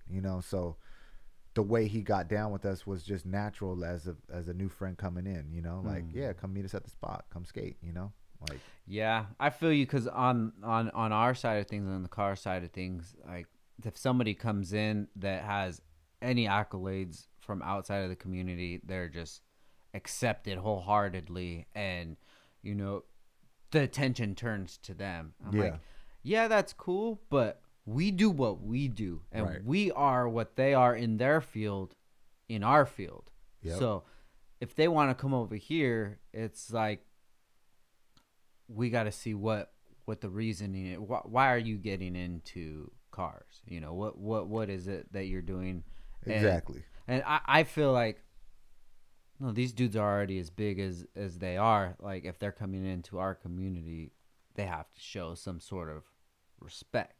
Yeah, and we want to see, like, you know, is Wayne just getting into this because, you know, what is it? You know, you trying to tap the skateboard culture because you think it's a money play? No, exactly. He loved this shit, and he still does. Yeah. It's like, yeah, I'm gonna fuck with Wheezy. Fuck yeah. You know what I mean? Because like, that's how you would have to come at it. Like, he fucks with skating. He doesn't do shit because it's just off. Like, maybe truck fit was something that he thought could come into the skate culture, but at the same time, like, he thought that shit was sick too, man, and he really repped it. And I don't know, it just, nothing more came from it than, you know, maybe some people, you should have made like Shake Junt, Lil Wayne signature, this and that. Like, no, I think Grizzly did. Oh, did they? You know, I think Grizzly jumped on that, you know, and I'm like, that just wasn't what we're about, you know? Like, over time, that probably would have happened, you know? Naturally. Yeah. Yeah. And I think him reaching out to me was probably, he heard some songs I did with the GOAT. Yeah. You know, he probably got to see some live performances where he's like, oh, this dude's attitude's kind of cool. I'll fuck with him, you know? And vice versa. Yeah. So nothing but love for Wheezy. Good looking out. Yeah. Yeah. Shout out to Tim, Hello. Woo! That's a huge one, bro. Scallow. Oh, I love that one, dog. Yeah. So let's fast forward a little bit. Baker Boys distribution. Everything's popping. How does it feel to be around all these brands and to be a full-fledged entrepreneur now? Amazing. Yeah. I mean, you put in the work day to day. It doesn't just, you don't just get to a point and let the kid kick back. Yeah. You know, it's skateboarding. So you're not buying houses, you know. Maybe one day. Yeah. But I love it. It's just a steady grind, you know. Doing it. So let's talk about, you guys just released today, actually, the Hollywood or holiday season. Yeah. 2021. That's right. How long ago did you start working on this drop, the holiday drop? Like, how far do you put it ahead? Depending on which piece of product you're talking about, for the majority of it, I would say 3 to 6 months ago. God damn. So it's like when this drops, this is dropping right now, right? So I'm doing the catalog, the lookbook, the marketing kind of for this season. At the same time, I'm also turning in spring 2022. Spring. Which is the January, February launch of the new year. So that's already created and done. Like, I finished that. At the same time, I'm marketing this current season that you're seeing right now. So you're kind of doing two things at once. Got you. Yeah. As one's dropping, you're also turning in another.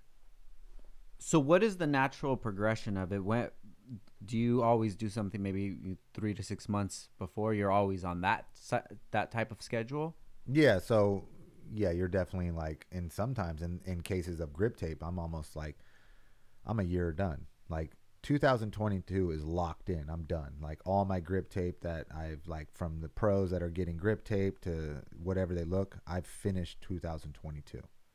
Now, let me work on the apparel side of stuff, because it takes a little bit longer to get the grip tape made. Got you. So how do you break it all down? Do you say, okay, for 2022, I need to have 20 t-shirts that I'm dropping? So Baker Boys distribution is going to be that they're going to be the ones that are going to break down those SKU counts. SKU counts being like how many t-shirts, how many hats you get, how many sweatshirts you get. Okay. So based on kind of like probably like the trajectory of what that company's going to make in a year, or what they're willing to see. Like after years of doing it, they kind of know like, hey, 10 t-shirts is too much. We're going to be sitting on too much inventory. Got you. Let's shrink them down to 6 or 5. You know, Okay. I don't have to worry about that. That's on them. Okay. Now they're going to tell me like, hey, you need to make X amount. Do that. So then I do the art direction for the company and I do the marketing for the company. Okay. You know, Baker Boys Distribution will buy the product, house the product, meaning they store all your goods. Then their sales team sells the product. Facilitate. Okay. They also get the bigger chunk of change. Got you. Right. Got you. Yeah. So mine is to do the brand recognition. Like I'm going to market that stuff. I'm going to get my team right. I'm going to do all the art direction, all that. So they're going to tell you, okay, for spring 2022, we need to have 6 t-shirt designs, 3 grip tapes, and however many accessories. Yeah, and if I feel like that, I want more. Okay. Or we talk about it and see like what really does work. Gotcha. At the end of the day, we both want to succeed. Yeah. You know, you don't want too much product on your shelves because that can take on their end, like that's taking up inventory, that's taking up dollars. You know, we don't need to buy all that stuff just because we think it's cool. You know, let's be smart about it. And so it's a lot of trust too. So I trust the distribution I'm in, right? They have the right players in play, making the right decisions to keep my company moving forward. And that's all it takes.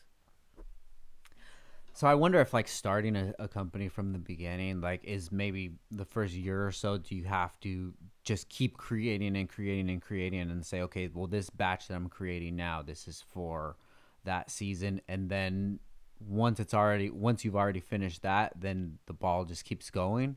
Then you just got to make sure that you stay the 3 to 6 months ahead.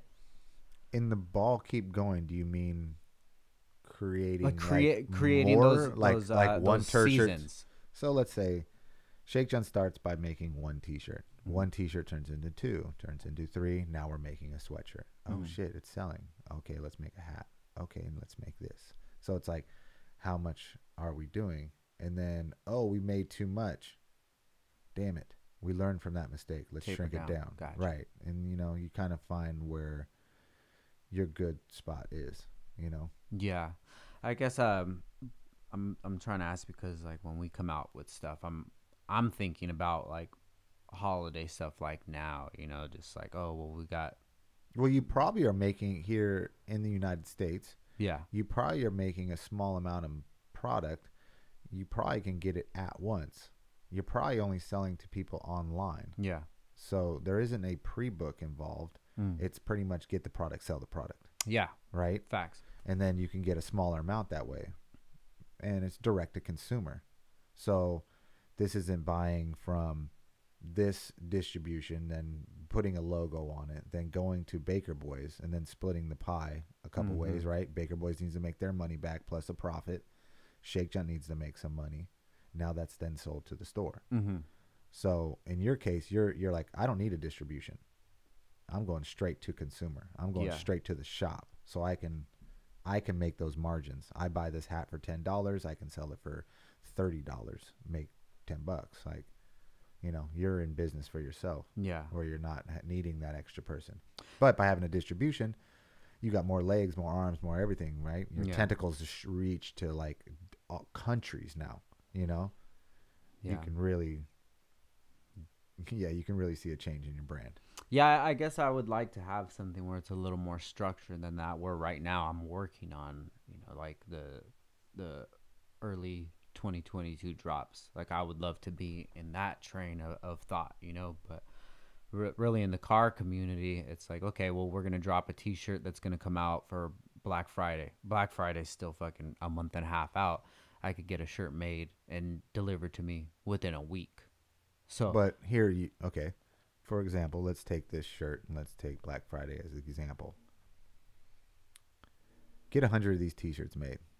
50 of them you're going to market. Give them for free. Give them to people that you think are a great representation of your company. Not only that, maybe people outside of the world that you are in. Get them wearing it. If they do, cool.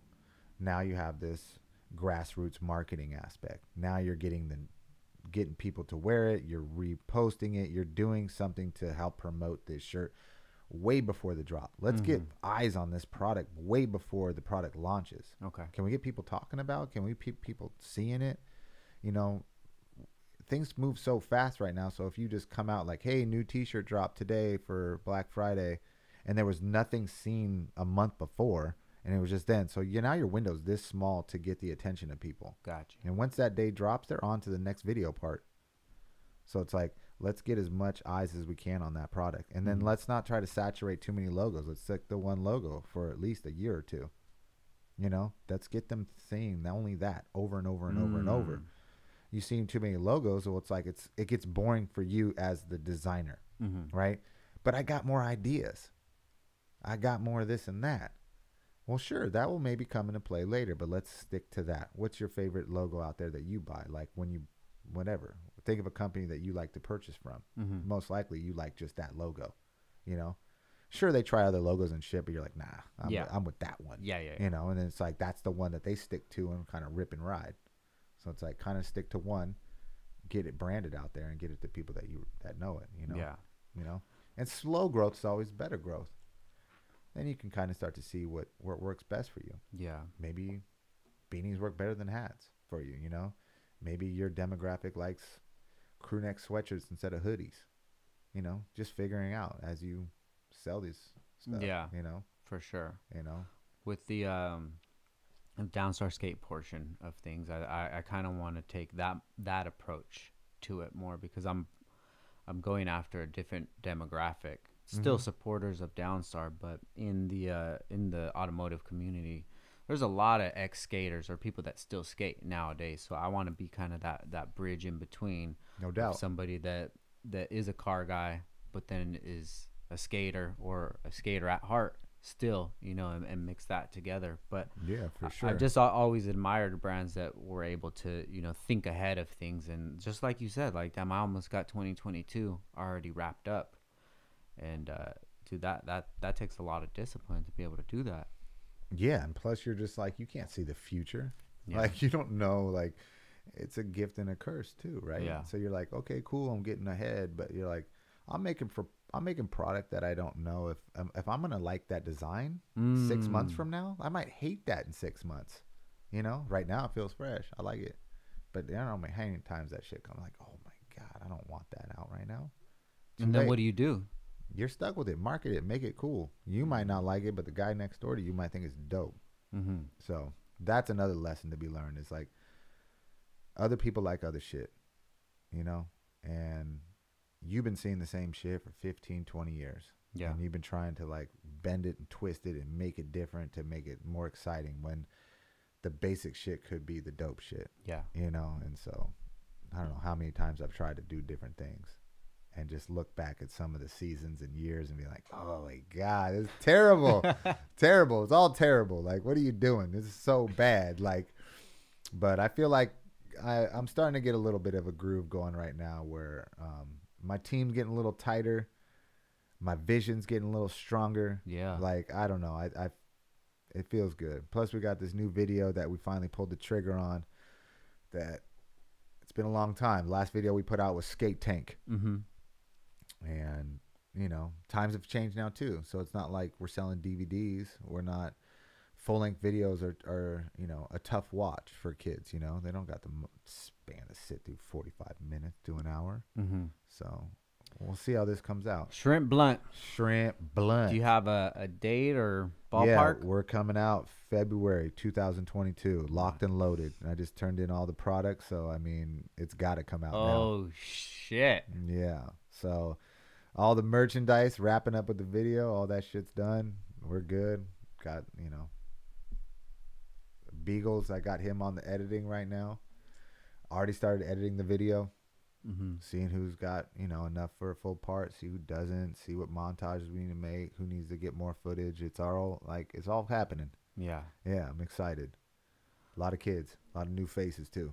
Really? A lot of rippers. Nice. Yeah. So is Beagle gonna edit the whole thing, or are you gonna jump in there? Or? I've already jumped on it a couple times and gave him my 2 cents, so I will be helping with it. But for the most part, I want Beagle to like own this. Yeah. You Hell know? yeah. I want him to kind of like, it's gonna go on his channel, Hijinks Net. Yeah. Him and Mike Hubert got their channel. And Shout out to Hijinks. Straight up, man, they're doing their thing. So it's like, it's really cool to see that and kind of full circle here, giving back. You know, Mike Hubert, one of the OGs of the first Shake Junt video. Brian Herman, he's also involved with Hijinks Net, and Beagle. So it's like some of like the very first homies, and so it's like this just feels good. Now, were you at?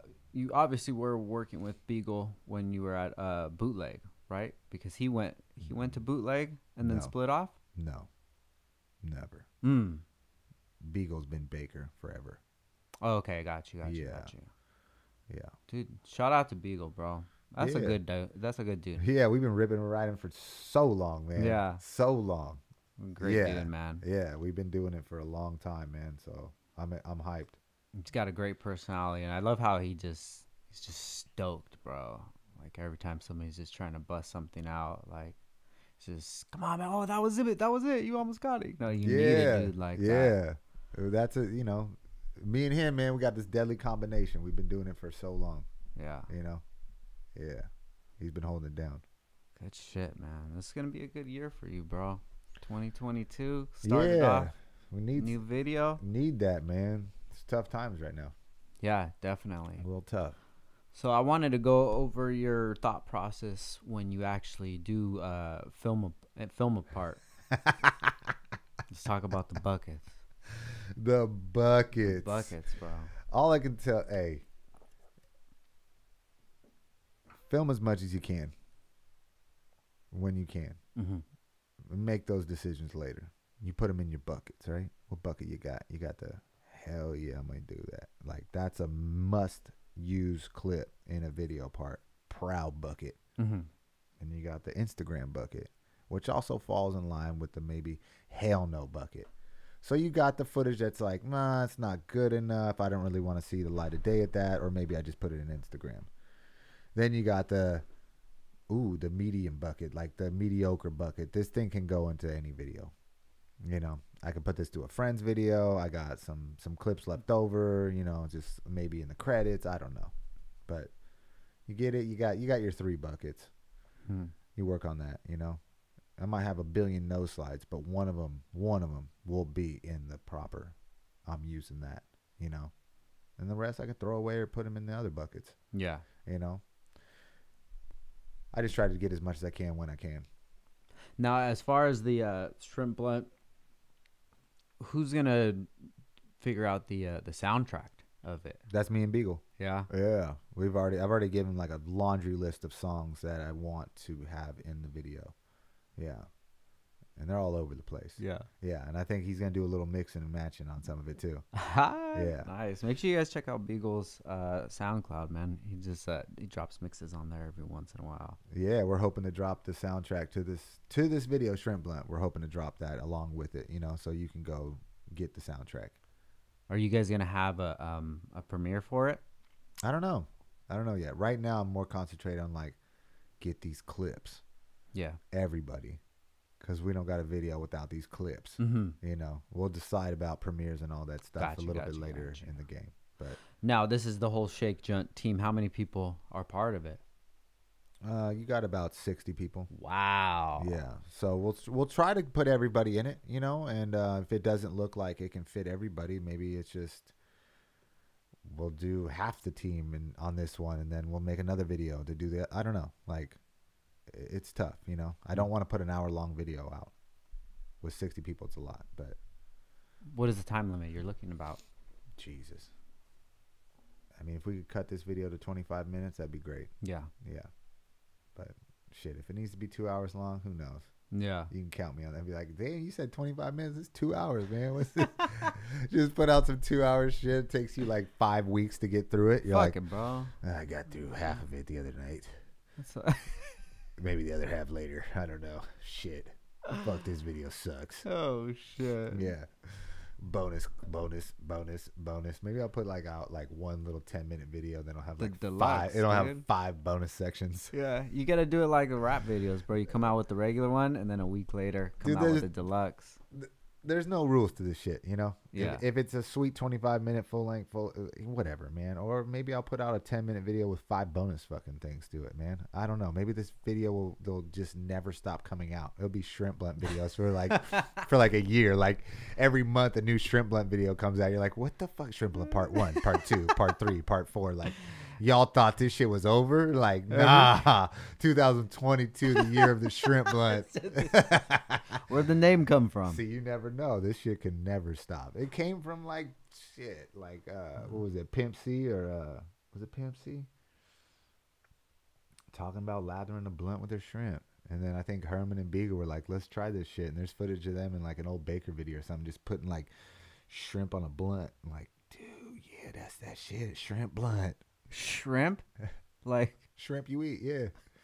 What do you mean putting it on a blunt? Yeah, they got the blunt. He's cooking up shrimp. I know you've seen the footage. It's in one of the old Baker videos. And he puts that shrimp on the blunt and he just lathers that blunt. Like, there you go. So, I mean, it's a thing that's happened with the crew back in the day. This isn't like something new to us. Oh, shit. Plus, it goes along lines of like these names, right? Chicken Bone Nowison, Skate Tank, Shrimp Blunt, Yeah. Shake Junt. Like, yeah, it fits perfect, man. That's dope, bro. Yeah, we're psyched. Yeah. Hell yeah. You're going to see a full part probably from Beagle, Ooh. Baca. Hell yeah. Theotis is going strong. Like, Really? Theotis has got, like, right now some of my favorite clips for sure. Nice. Yeah, dude. Theotis, man. Shout out to my man, Titi. Hell yeah, dude. My man been putting in work for so fucking long. I love watching his old clips from like hijinks when they'll do the hijinks net Right. premieres. Yeah, get to see how long. I mean, Every Thursday at 8, guys, check it out on the YouTube channel Hijinks Net. But yeah, every Thursday they'll come out with a video of some old clips from 2005, 2010, 2001. Oh man, sometimes when they come out, I'm just like, oh gosh, I hope they don't. Oh man, nah, Beagle's pretty good. He's not gonna put out no whack shit. Yeah, I told Beagle one of my favorite ones that he came out with recently was the behind the scenes from Baker 2G, where it showed like the behind the scenes of like the fight and stuff like that, and then stuff of Knox, and it was a good time, man. Yeah, history there. Good shit, man. Shane, you're killing it, bro. Thanks. I wish you the best, dog. Thanks. I'm trying, you know. Yeah, Yeah, you definitely are, man. Every time I go to the skate park, that's all I see. good. Shake Junt grip everywhere. It's I working. just want to be in the streets more than anything. Yeah. Yeah, that's all I ever want to do. And congratulations on your sobriety, man. I That's appreciate huge, it, bro. Yeah, you know, I hope more people, if they're battling through whatever that is, you know, you can do it. Yeah, one day at a time, dude. Dude, it's straight up. Sometimes it's 5 minutes at a time. You know what I mean? Like, people might frown on that phrase, but it's facts. Yeah. Like, you know, and it's crazy how fucking time flies. Yeah. It's quicker now because of, I think, of social media and everything, right? It's just like, slow down is what I think we need to start trying to like do for one another a little bit. Who knows, man? We might be forced into that slow down. Who knows where the hell this next 10 years is going to be, man. I mean, that pandemic, that was crazy. That was a real slowdown, right? Like, stop, everybody. Stop. Mm-hmm. People dying. People don't believe. People believe. Whatever. It just was like, stop what you're doing. Yeah. Everything. From work to everything. So it just, if you were able to take that opportunity, and I know it's fucking crazy to talk about opportunity in such a dark spot, but like, think about what you're doing. Mm-hmm. What are you going to do differently? Or did you just take the time to rest? Or what was it that, did you come out of it differently? Or did you go back to your routine? Yeah. Because we're all creatures. Well, we all love creatures of habit, right? Same shit. Let me get back in that routine, you know? But it's hard to learn, you know? Try something different.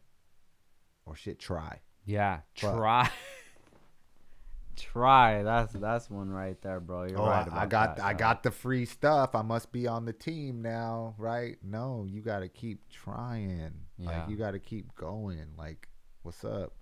You know? The hard thing about that is, you know, it's an internal thing, bro. Nobody else is going to be able to push you forward. No, but I swear, like, there wasn't somebody like the people that are running these brands right now. in Baker Boys distribution that can easily talk to you is like, hey man, you're kind of like, yo, clip up, like get these clips, like, you know, you're kind of slipping. Yeah. Like, you got this. Here's multiple filmers that we know that you can use at your disposal. Like, they're here to get you, you know, here's more product. What do you like? What do you don't like? That shit didn't exist for us. Yeah. You know, there wasn't really that person that could help us get through those times or like tell us that this and that, you know, like, so I don't know if it helps people when they hear that shit, or it's just like, man, shut up, old man. Like, I'm gonna do me.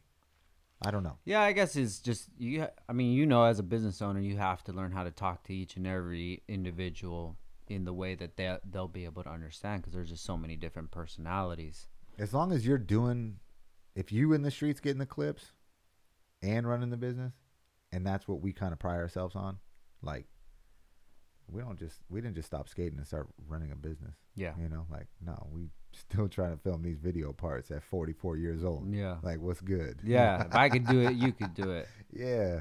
Hopefully. Good shit, man. I'll see you when you're 44, player. See what you're looking like. Oh, I can't wait for all these young bucks. I'm going to catch you when you're 44. You going to be sliding? You be hugging the block, crooking and grinding? I don't think so. Oh, shit. Yeah, right. They'll be front crooking 20s at 44 in the back. I still got it, bro. Hey, before we get out of here, bro, I got to tell you my dream. I got to manifest it, all right? Yeah, put it out there. Let's go. That's right. Clip stacker. Hollywood 12, dog. What are you going to do down it? Ollie it. You going to fly? You going to ollie it? That's what I want to do, bro. That's it. Okay. I'm scared. What's the last set of stairs you ollied? The Baker 6. In the streets. Oh, shit. It's been a minute, dude. I've been spoiled. Okay, what I'm going to have you start doing is, you see a set of this in the streets, 3 stair, 4 stair, 5 stair, whatever. Try to ollie it. We got to feel what it feels like to ollie stairs in the streets. And we're going to work our way up. Yeah. You know, we're going to start doing that. That's how you're going to get to your 12. I was thinking maybe the what is it, an 8 in the front of the school? You got a 5 first, and then you got an 8. Okay. The 8's got a fat crack when you land, so it can body you real quick. Yeah. But the 5's cool. It's really small. It's cool. You land in the downhill.